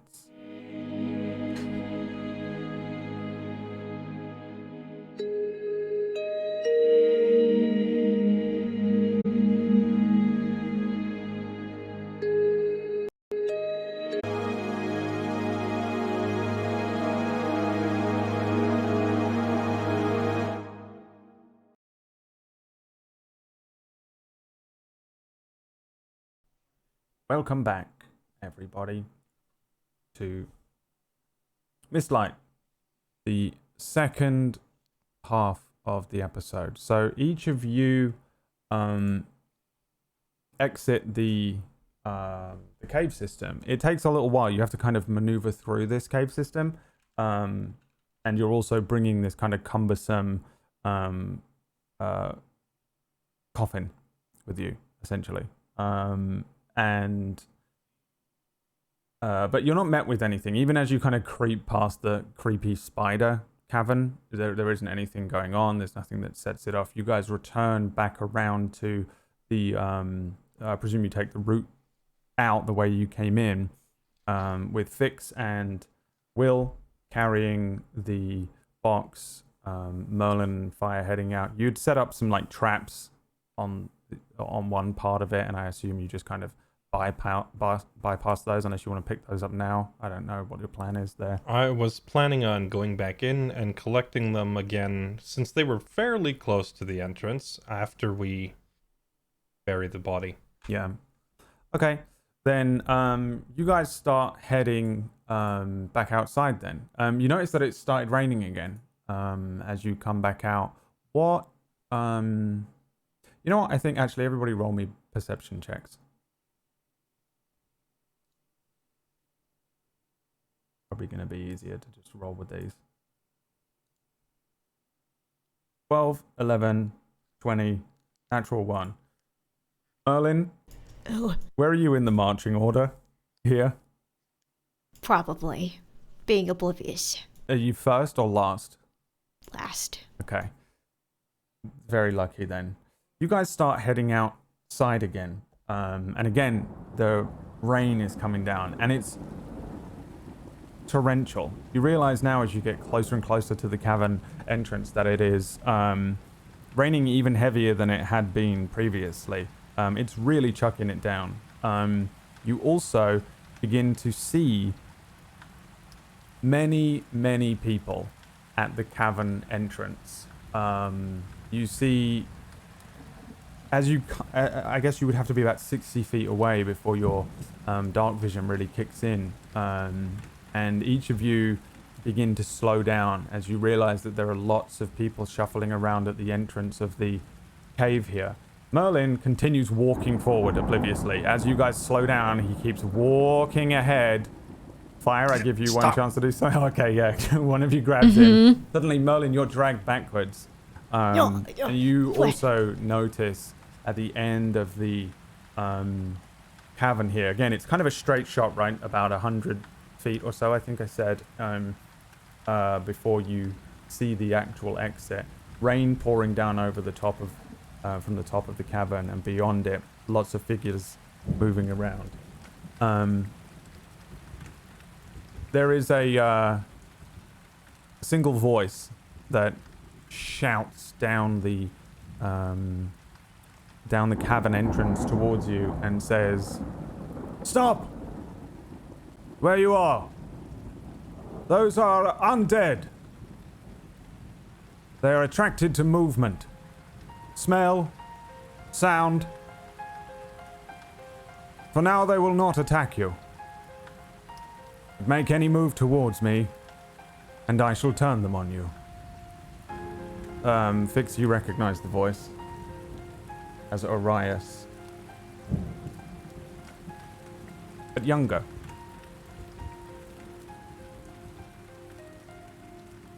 Shit. He shouts, "Come forward, slowly." Is that your guy? He sounds different. But yeah. Yeah. He's got a lot of backup with him. There's no other way out. There might be.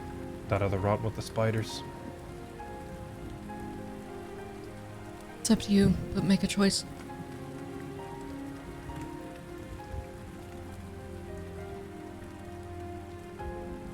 Now we know that's an exit.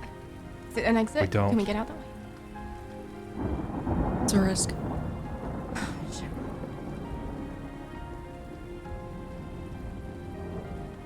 And I assume there's like, how many can we see? Like, Give me another perception check, Fix, but give me with advantage.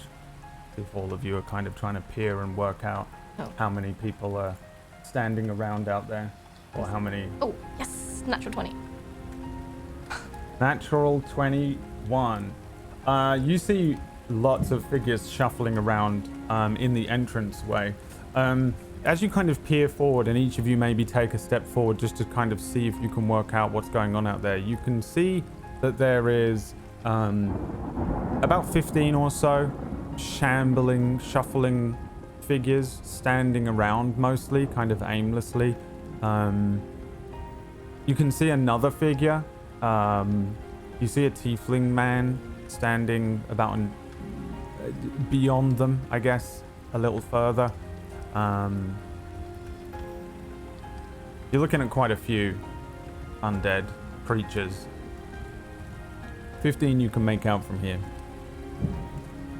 The undead that attacked you on the road up into Cull, they were slow. They were half buried, not out of the ground yet, so they couldn't chase me very fast. I don't know how fast they move once they're free of their earth.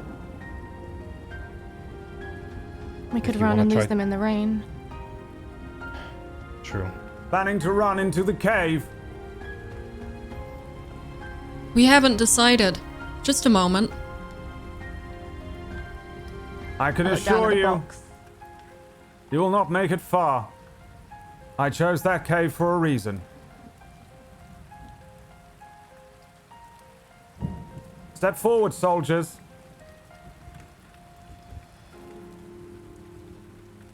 It's up to you.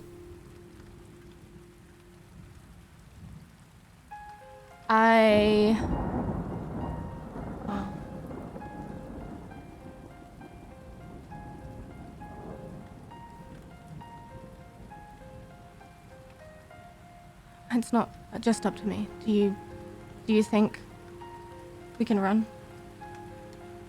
You can't fight. I have no clue. You can try talking to him. If he does anything, I won't leave here without you.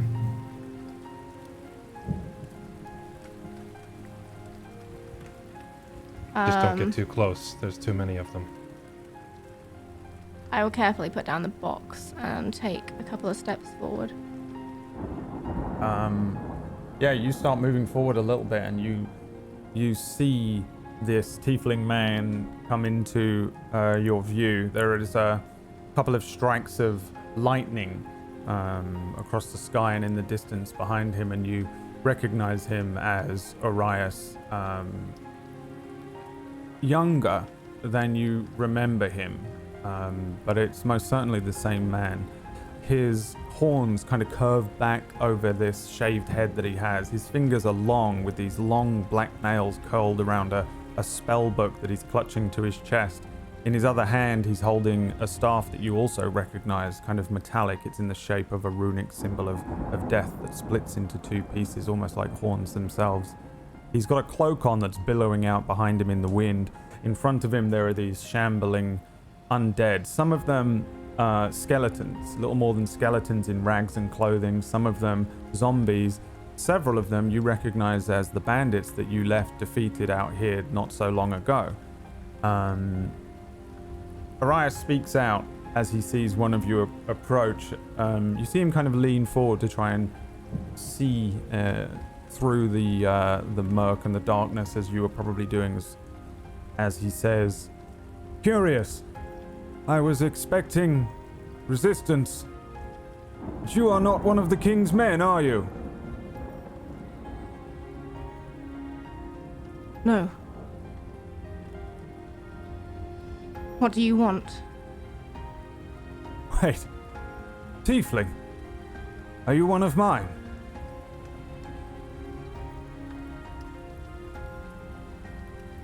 I was never one of yours. I should have known. Two of you in such short succession. Well then, I shall offer you the same choice as the other. Join me tonight. Something has changed. Within the mist. Child. Tell me, are you able to commune with your demon?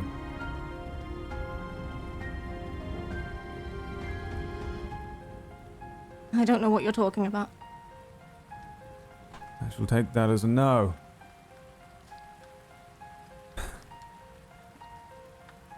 Freely walk past the undead. Leave your companions behind. We have places to go.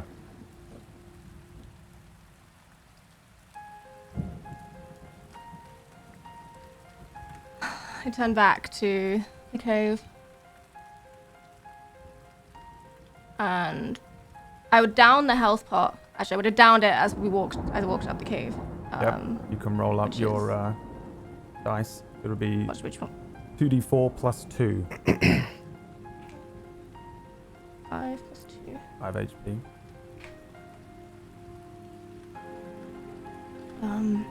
I'll look back in the cave and just say, "Run!" And then I would create a illusion behind me of people running to try and give cover to everybody. Okay.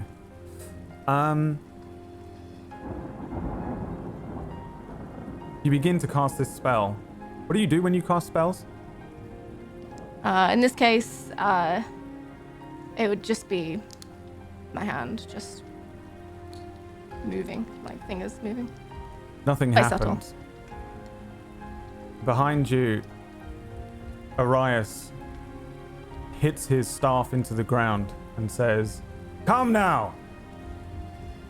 No spell casting." As soon as Fix said run, it's not exactly running, but I'm going back into the cave, but I'm not going in without the box. I'm actually just dragging it by myself back through that little choke point that we had created earlier. I would help. I'd help lift it and carry it back in. And motion to Merlin to follow. And I would do so. And I'm going to keep dragging it until we're in the cave, kind of out of view. like where neither Fix nor Orias can see what I'm doing. And then I'm gonna bonus action Thunderous Smite on my sword and hold it in concentration before I walk back out. And say, and then when I walk back out, first I'll stop and listen to see if they've started conversing again. He shouts at you, Fix, while they move further into the cave. Your spell being taken from you as you go to cast it.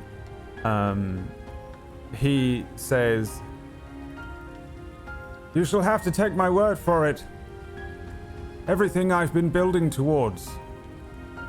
You, the other failures. It was building to this. This is a metamorphosis we are about to undertake. Come, join me. Leave these comrades of yours behind. Unless, are they mine too?" I will never join you.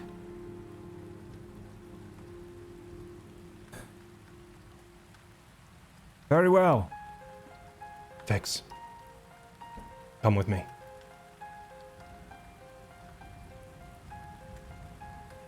I glance back at the hordes of undead, and Come on.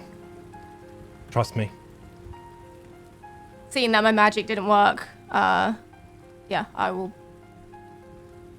run with Will. As you start running, What? he shouts into the cave, "Child, if you are strong, you and I will meet again." You go running in.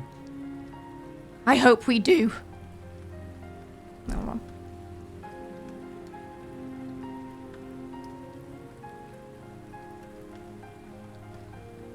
As soon as she's in, I'm gonna back up to that area where we had spread like the caltrops and the hunting trap and all that stuff, where the cave is only like 10 feet wide.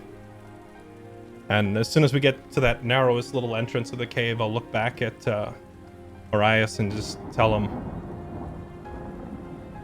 "No one in here is yours, Orias."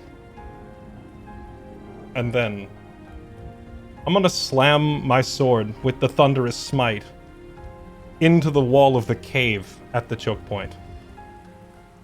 All right. Roll me the damage that does.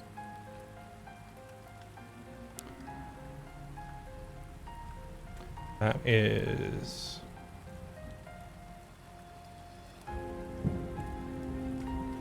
Seeing Will do this, I assume I would infer what's happening. Would I be able to try and Eldritch Blast as well to try and... Yes, and you certainly can. Give me the damage for that as well.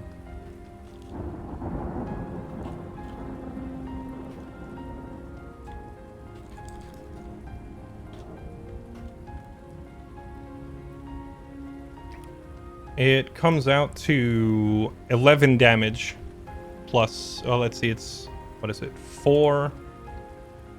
7 slashing and 4 thunder damage, and it has the accompanying sound effect. Boom. See you later. Yes. This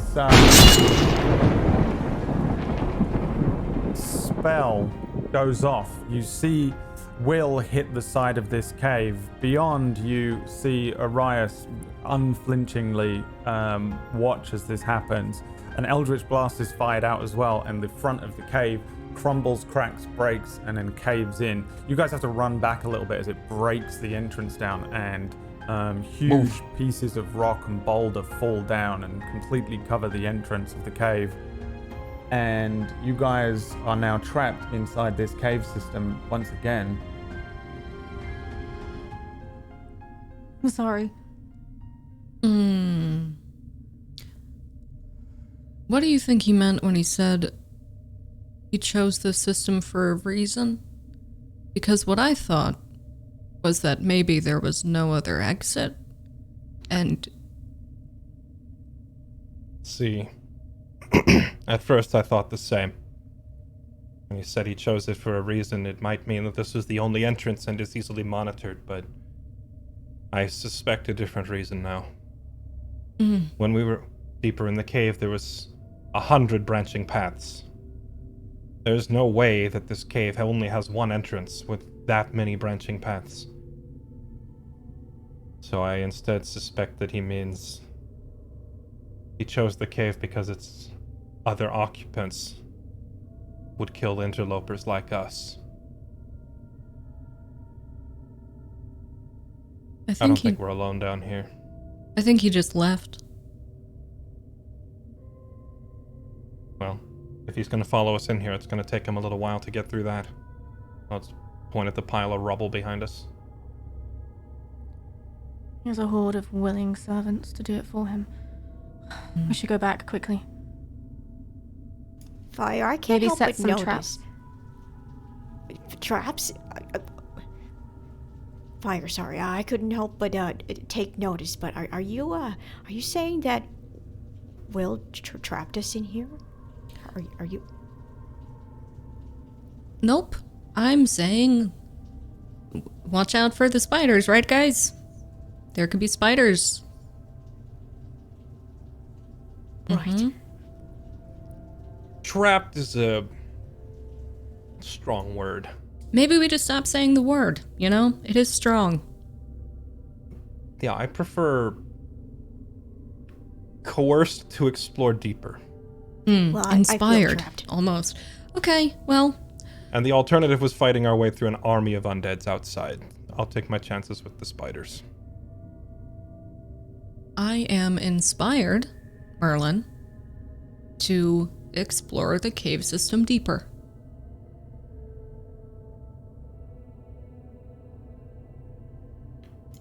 Oh,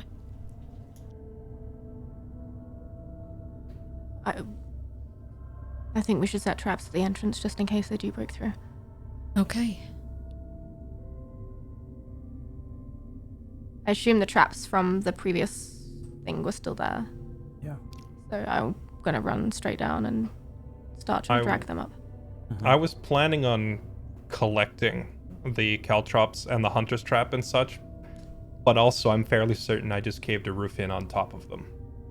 No, Because I chose- you caved in the front of the entrance. They're like 100 foot back. Well, so I chose the narrowest point to put the traps down, and I again chose the narrowest point you to cave hit it that in. part, right? Yes, so In it was which literally case- right on top of all the traps and gears. Because that's In the which narrow case spot, that's there is- exactly where I did it. Yeah, you caved in that entire 100-foot thing, and so Oh. no, there is no traps at all. Correct. They're all gone. Well, if that's caved off there, then there's probably no need to trap it because it will take a very You long can time to see get through that. half of a bear trap poking out underneath a boulder, and it's all bent up and broken. That was my favorite bear trap. I'll buy you a new one. Won't be Once the we're out same. of here.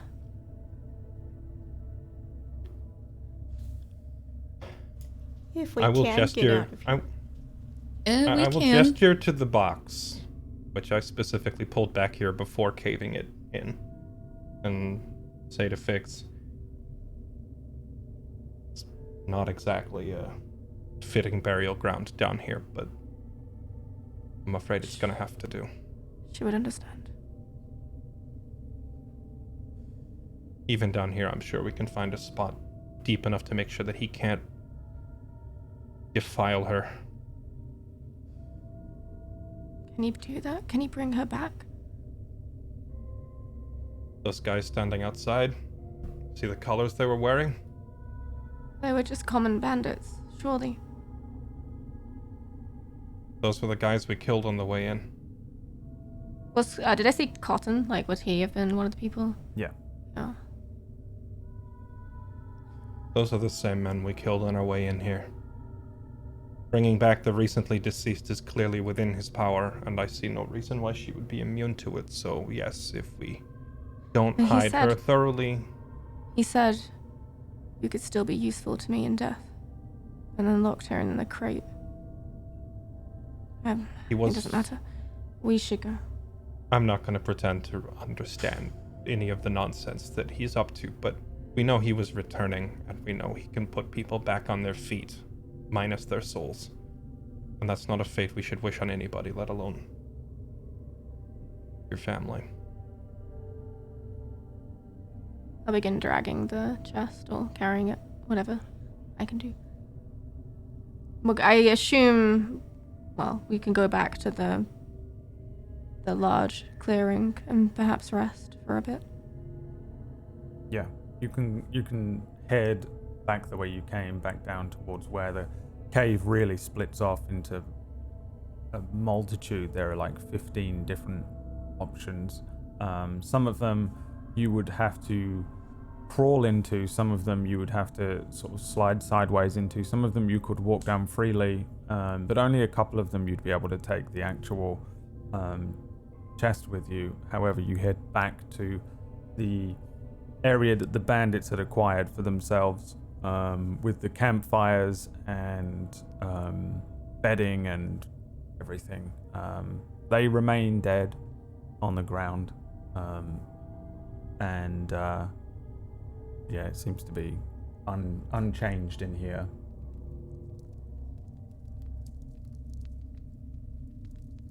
Let's find a spot where the earth is soft enough to bury her. Hmm, Need to make it deep so they can't find her. Could I have a moment of your time? Me? Mm-hmm. Just quickly. Sure. I'll start looking around for a soft patch of earth. Yeah, give me a survival check. 9. Incredibly difficult to find. However, there is an area towards the entrance way as you come up and kind of turn into the room, that you think is just about large enough if you were able to excavate some of the rock at first. The ground underneath seems to be sort of soft earth, and you'd probably be able to dig a hole deep enough to act as a grave, under the assumption that it doesn't kind of cave into another water source, because this place is kind of damp. I'll improvise the tool out of whatever I can find and just start to clear some of the earth. Yeah, there's plenty of stuff that you can use on all the bodies and things like that. There are also some basic tools for hunting and things that would make it easier, so you begin digging.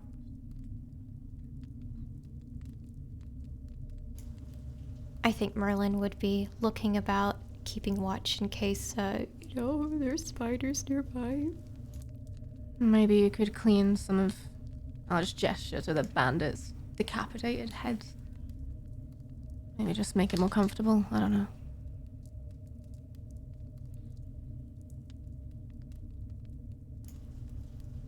I guess then you would find Merlin trying to push some bodies over to the side, making some room so it looks more cozy. And then throws some dirt on top of them. Yeah. I did what I could. Well,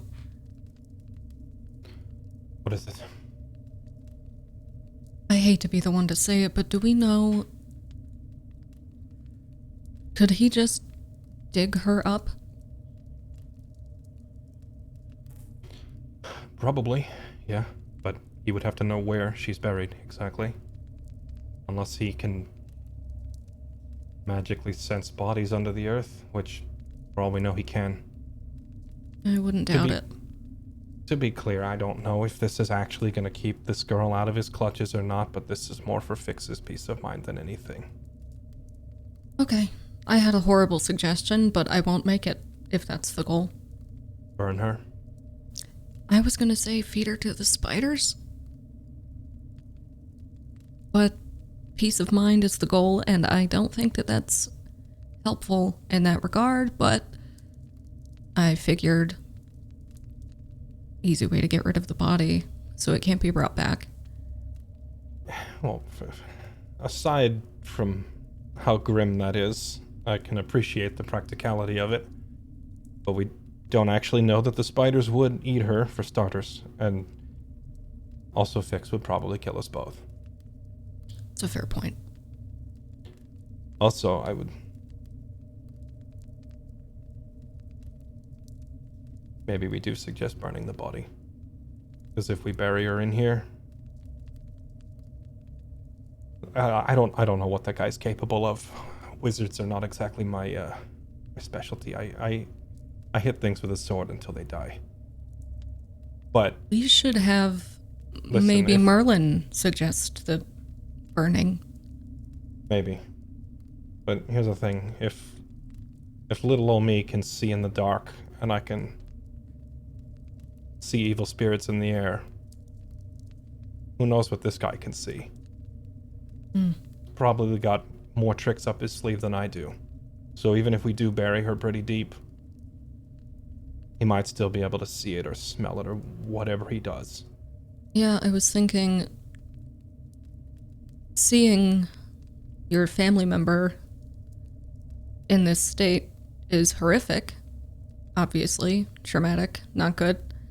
But I think maybe having to fight their undead reanimated corpse might. I am well ahead of you in this line of thinking, and this is why I don't want him finding this body, because he will bring her back, and then he will make Fix fight her, and we don't want to put her through that. Mm-hmm. We should burn her. Yeah. Yep. Well. Can I maybe be in we- quiet, or can I hear this at all? I'm trying to be so quiet. I imagine that We they are are far enough away to not. we are not only moved far away and speaking quietly, we are making sure Fix doesn't come with Yeah. earshot during this. Like, Yeah. where is she? She's over there. Okay. We should burn her. We should, at And the very I'll- least, suggest it. Right. I have no idea what tiefling culture is like when it comes to burying or burning bodies. Maybe funeral pyres are normal for them. We just have to Could ask. be. Mm-hmm. Okay. Do you want to ask? Or, well, you did. You kind of had a rough go of it today, but seemed like you got back on track. So Yeah. Let's say that. okay. Yep. Good idea. I'll just pat you on the shoulder and start walking back. Yeah, I'll do it. Mm-hmm. Screw I you, think I think you guys would come back to Merlin just blabbering away over to Fix about how he admires that she's got a familiar, and he starts to share a little story. So it's quite extraordinary. You've got yourself a familiar there. Don't get attached, okay? Don't go naming it or anything. I once had a pet newt that I named Newt. We used to, sleep together. He had his own little bed right beside me. I Slept with your newt. I hate to Newt? interrupt. well, Are we telling the Newt story? yes, Okay. Look, I think okay, Will it has was my first pet, and Will had a newt. Will had a newt, a pet newt, right? But did Yes. you accidentally squish it? It was the worst thing ever, yes. I crushed What his is that? tiny little body. Yeah. Yep. It was an accident. Are you I- okay? I do hate to interrupt this deeply philosophical exchange, but, Fix, did you find soft earth that we could actually bury a body in? I sort of gesture loosely at what I've been doing. I found something. Never nothing. I feel that it might be better that we not risk him noticing that it's been dug up. What are you suggesting? I look at the campfire.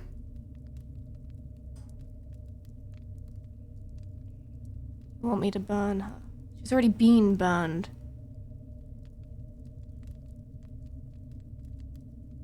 I have no idea what your people's burial rites are like, but I do believe that we should take every precaution to make sure he can't ever get his hands on her again.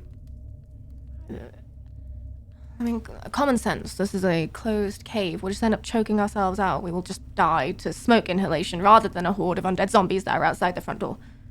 We're not gonna die of smoke inhalation in here. Look at the size of this place and all these pathways. I thought there was some other option you mentioned. I can't remember it. No. Okay, yep. If he wanted to bring her back, surely he would have already done that. Or he was in the process.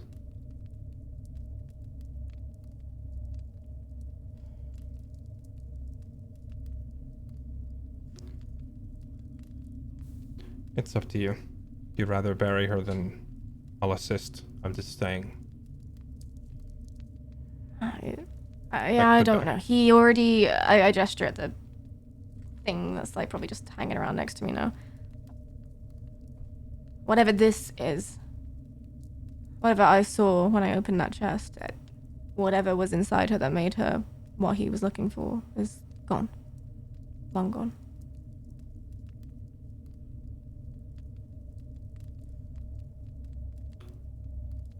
It's up to you. As you wish. I just don't want to see this used against you in the most horrific way possible. I already had to contend with the poltergeist of my dead sister. Can it get any worse? Yes. Well, let's it not can. ask that question out loud, probably.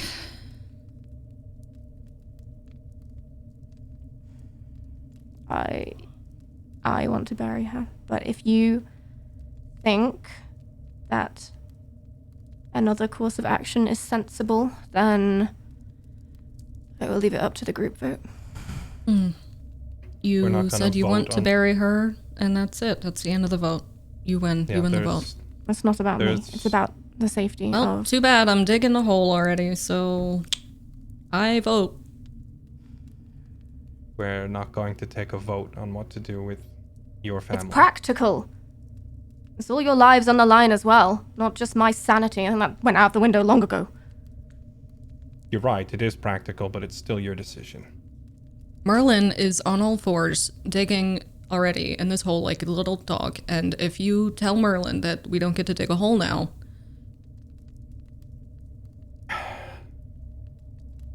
Look, in What'd you say something? in human cultures, burning the dead is not uncommon. I just don't know if that's a huge disgrace to you or something. But if that is something you'd be willing to consider, you should consider it here. Ironic, considering many of us are, in fact, resistant to fire. I don't think burning is something we do often.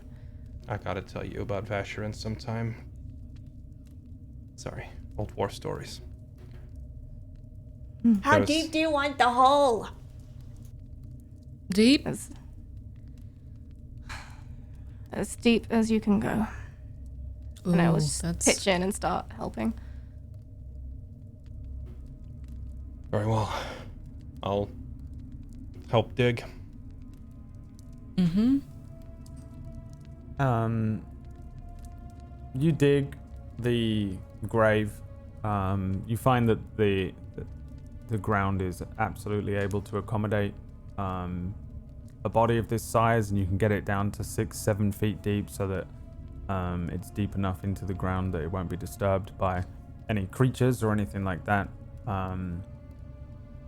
You guys go ahead and bury it all the way, and then refill. It's going to take a little while, but you can do that too. Assuming Fix doesn't change her mind, then yeah, we'll just go through with burial. Yeah. Then I think it takes a little while, especially with the rudimentary tools that you're using, but you're able to do this. You're able to bury Carmen's body here underneath this this mountain, and by the end of it, you just have an unmarked grave here.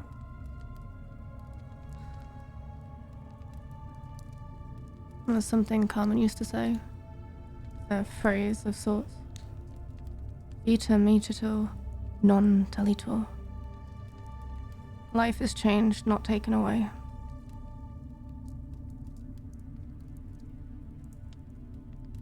She believed it.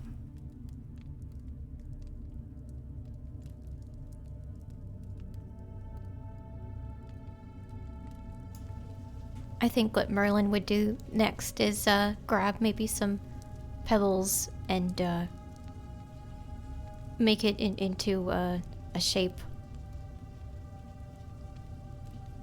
on top of Fix's sister's grave. I will wait until Merlin's done, and then I'll just rearrange them into the shape of a flower. Thank you. That looks much nicer. She liked hibiscus flowers.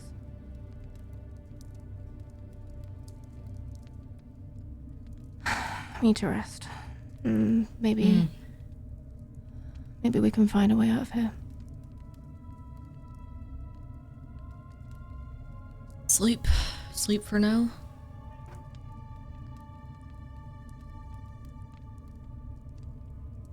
I'll move over to the supplies I left and just start sort of sorting out some sleeping arrangements. Do we have any food? Did you find food, Merlin? Did you eat it all already? No, I actually have been holding back. It's been a struggle, mind you. It really has. I've got a few extra salted meat here, and Merlin then would hand out salted meat to everybody. I appreciate your sacrifice. Thanks. With that, he also gives Fire the extra potion. The potion of healing. Okay. Yeah, health potion, yeah. Thank you. Don't make me use it. I got this too. This one, I don't know what it is, and it's another vial with some liquid in it. But Okay. would you know what that is? Where did you get that from? Yeah, I found it back there. From the satchel? We don't drink that, right? Mysterious liquids. No. Especially. Okay. I'll go over and pick it up and take a look at it. Roll me a d20. Oh, fuck. 19. Okay. It's an unlabeled, presumably potion. It's in a vial that looks similar to like you would get from any alchemist. It's corked. It looks very clear. At first you would think it water, but as you turn the vial, you see that it's a little thicker. It moves around a little slower in the vial. Really, it looks like water to you at first. There's no real difference, no color to it, no carbonation or anything like that.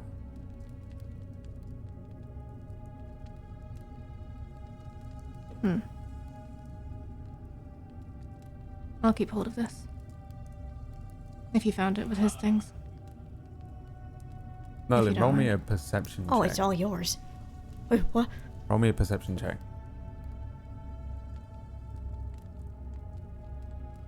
18. You can't remember what you did with that unlabeled potion. You lost it.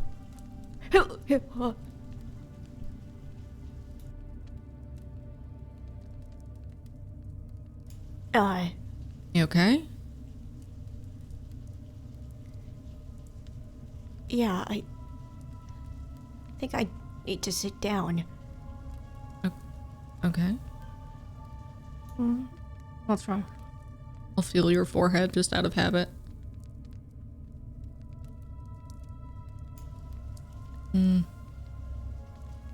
I think I'm just a little out of... Maybe I'm just hungry, you know? We're tired. I think we're probably tired. Yeah, it's been a long day. I'll just glance at Will, just see if he saw that.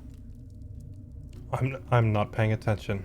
I am clearly unsatisfied with this burial, and I'm still standing over where the body was.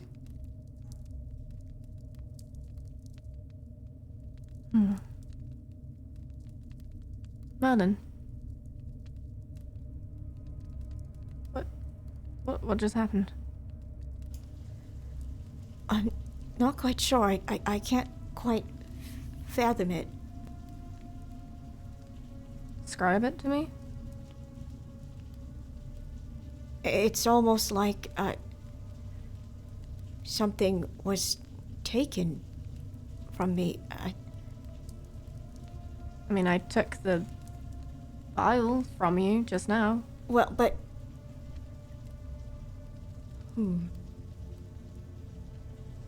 He's just shaking his head and just... You handed it to them. Something amiss? No. No. Is this normal? Does he always do this?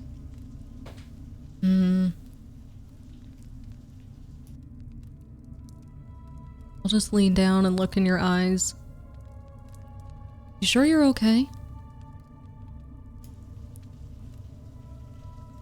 He kind of looks as if he's transfixed. He can't, he's just so out of it. He just, I think, even closes his eyes at that point.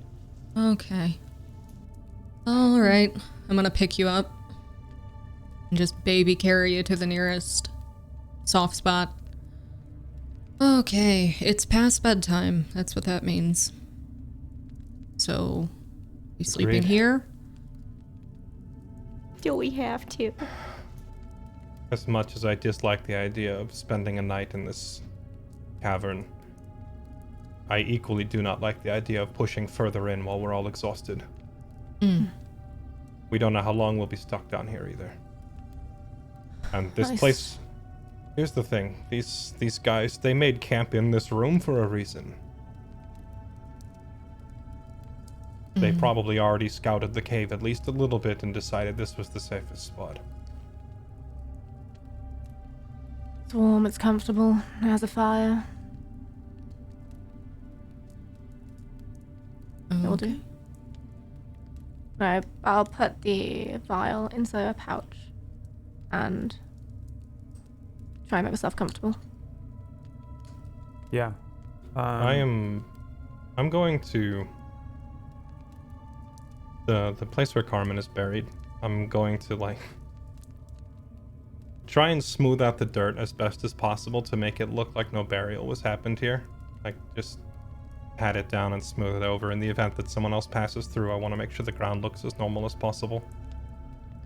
Okay, give me a survival check.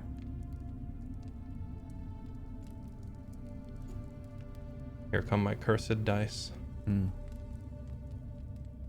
Would I be able to tell what he's doing? Definitely on a 6. It's pretty apparent that I am disguising the. There's also a flower in stones on top of it, which does. Yeah, I would Yeah. walk over and just also try to help. I guess maybe I'll look at Fix and see if they're looking at me, and if they're not, then I'll kind of kick the rocks out of the way to make them look more scattered and not as obviously a grave marker.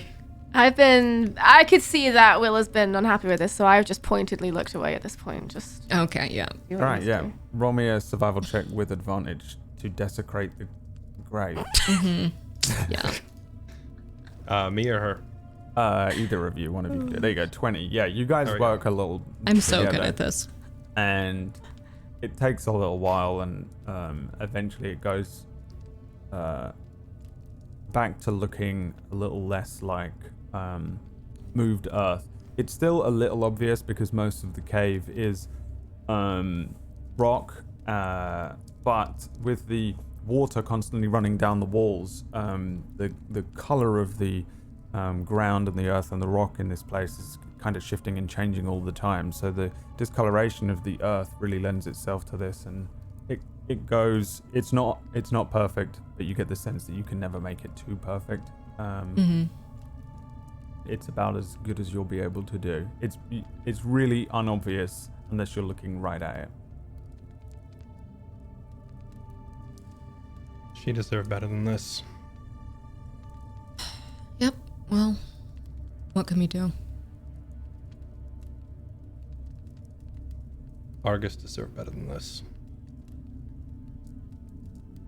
Mm. Lyra deserved better than this. Should I know these names? My teacher and my lady. Hmm. Both met similar fates. Forgotten in the dirt. Not forgotten.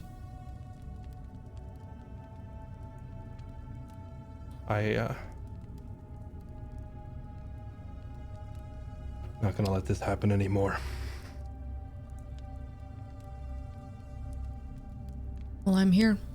So is Merlin. Good. I need the three of you for just a moment. Your assistance. You don't have to do anything, but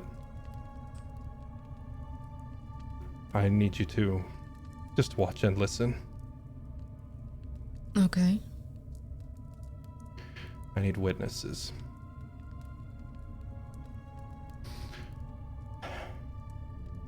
An oath taken without witnesses is just another decision. Hmm. You need all of us?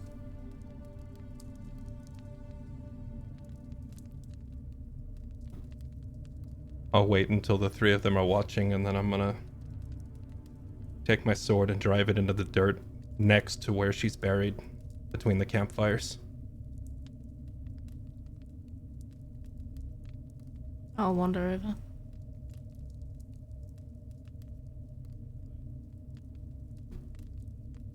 I will swear my oath of vengeance.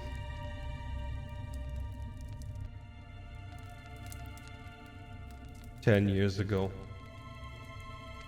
I pledged an oath to my kingdom to become a shield of Guardia.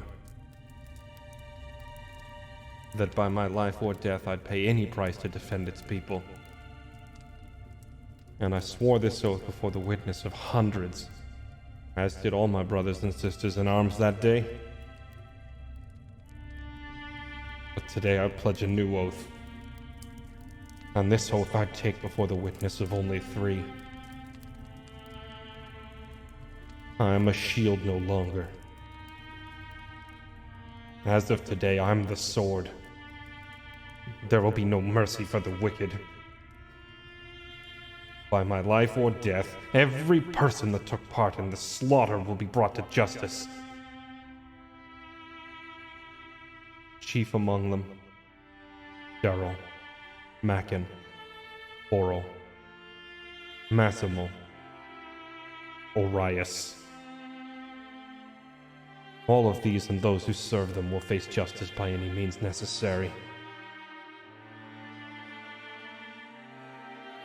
And if justice can't be obtained in an honorable fashion, then vengeance will suffice."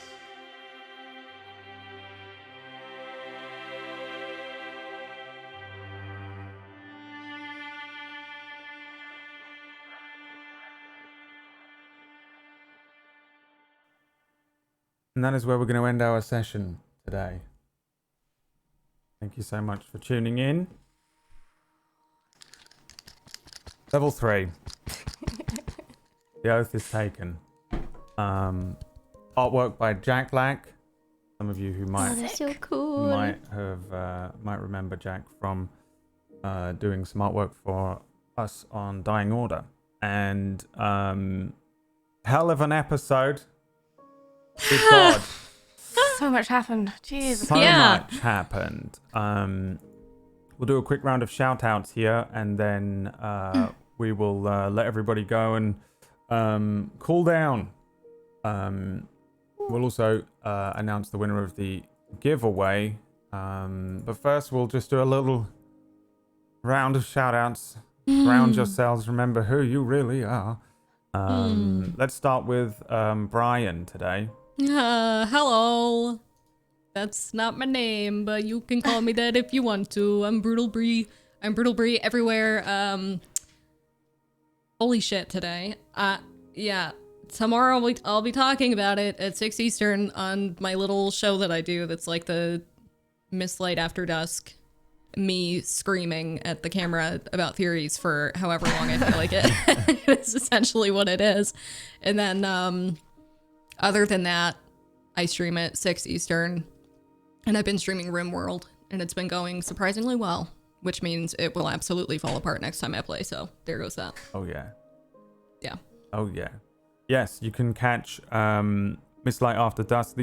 Also, a couple of people keep asking me where they can watch that, because obviously this is a show that's on Bry's channel, so you can go over there and watch it, and you highlight them on your channel as well, and I assume there's a playlist of sorts over there. So if you want to catch up on them, they're kind of like after shows, debriefs. It's a bunch of people screaming in the chat, and then Bree screaming, and then sometimes going over some of the bits and pieces. So you can go and watch those retroactively as well. You don't have to see the live show, but it's not on our YouTube channel or anything. So you have to go to twitch.tv/Bree/Bry and look for the Mistlight After Dusk show.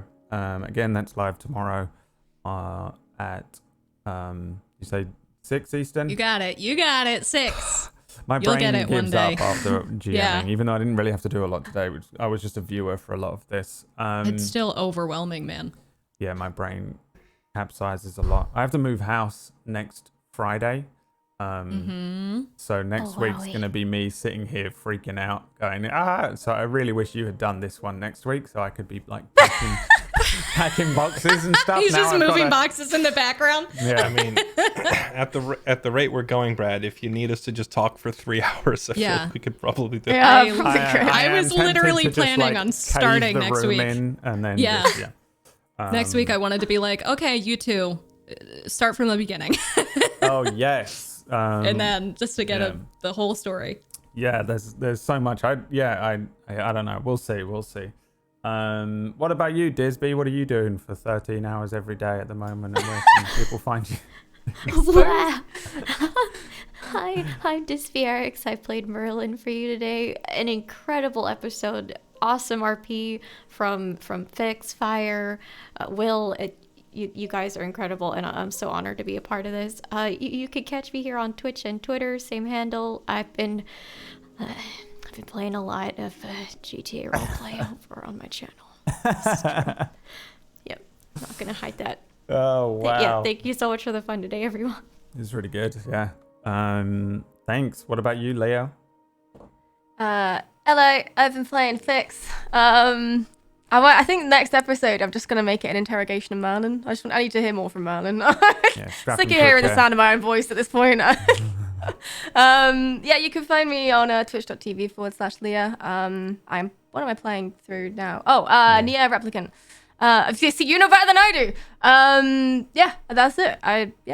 Hello. Thank you for watching. It's been a bloody awesome experience so far. Killed it. And then what about you, Willerton? Hi, I am Jesse, aka Fairlight Excalibur on Twitch, and I'm playing Willerton Ortis the Paladin for you guys today. And you can find me over at twitch.tv/Fairlight_Excalibur, the longest and most overblamed username in the history of Twitch, which I should have shortened like 8 years ago, but I'll just direct people to click the link instead of trying to spell it. Currently playing through... Actually, I don't know. I'm changing games every day. I'm looking for something new. So variety stuff on a daily basis, whatever looks entertaining. Also, side note, felt good to finally smite something today. Yeah. Yes. Been waiting 5 was a sessions to smite long stuff. time Fucking coming. good first smite as well. It was So awesome. Yeah, it was good. Yes, I'm a big boy paladin now. I got my oath. Yeah. Yes, the Warlock got a familiar and the Paladin got an oath. And the Rogue got more arrows and the Wizard got more spells and food. Yes, you all out there watching can go and check these guys out at their channels during the week and question them and watch what they're doing. Go and throw them some Twitch primes and things for the excellent work they're doing. They literally did more work than I did this week. And I'm supposed to be running the show, and I just sat back on my laurels and enjoyed watching you all roleplay. And And if you want to get more stuff going on, you can head to the Discord where everybody is constantly talking, sharing theories as well as fan art. I got some cool fan art here on the screen from a couple of weeks ago. Jack Lack on the right there is the person that drew the image of Will taking an oath. I flew into his DMs in the middle of the week and was like, draw this awesome thing for me, please. And he was like, yay. And he did it. So it was amazing. That's my background on my computer right now. It's so This cool. art right here. And then So good. So Creature of Cinder drew this was the fight with the 3 thugs So cool. on the road as well, which was really awesome. Yeah, there's fan art, there's theory crafting and stuff on the Discord. There's a Mistlight channel that you can head into for notifications. Don't forget Bry's show tomorrow night as well, Mistlight After Dusk. We tweet that. If you want to follow us on Twitter, you'll see that there as well. And follow Brad. No, I'm moving At house. his channel. I'm not Make doing sure you anything. check out Brad, I'm you not doing guys. nothing. I'm moving house next week. Go yell at Brad. Winner. He'll yell back. We have Don't a do winner. Winner, Have a winner. winner of the competition to get the second Candlekeep Mysteries book, and I've forgotten. I just don't want to say it wrong. It was, drumroll please, Bri. Congratulations to Odin_439. I think there's an underscore there.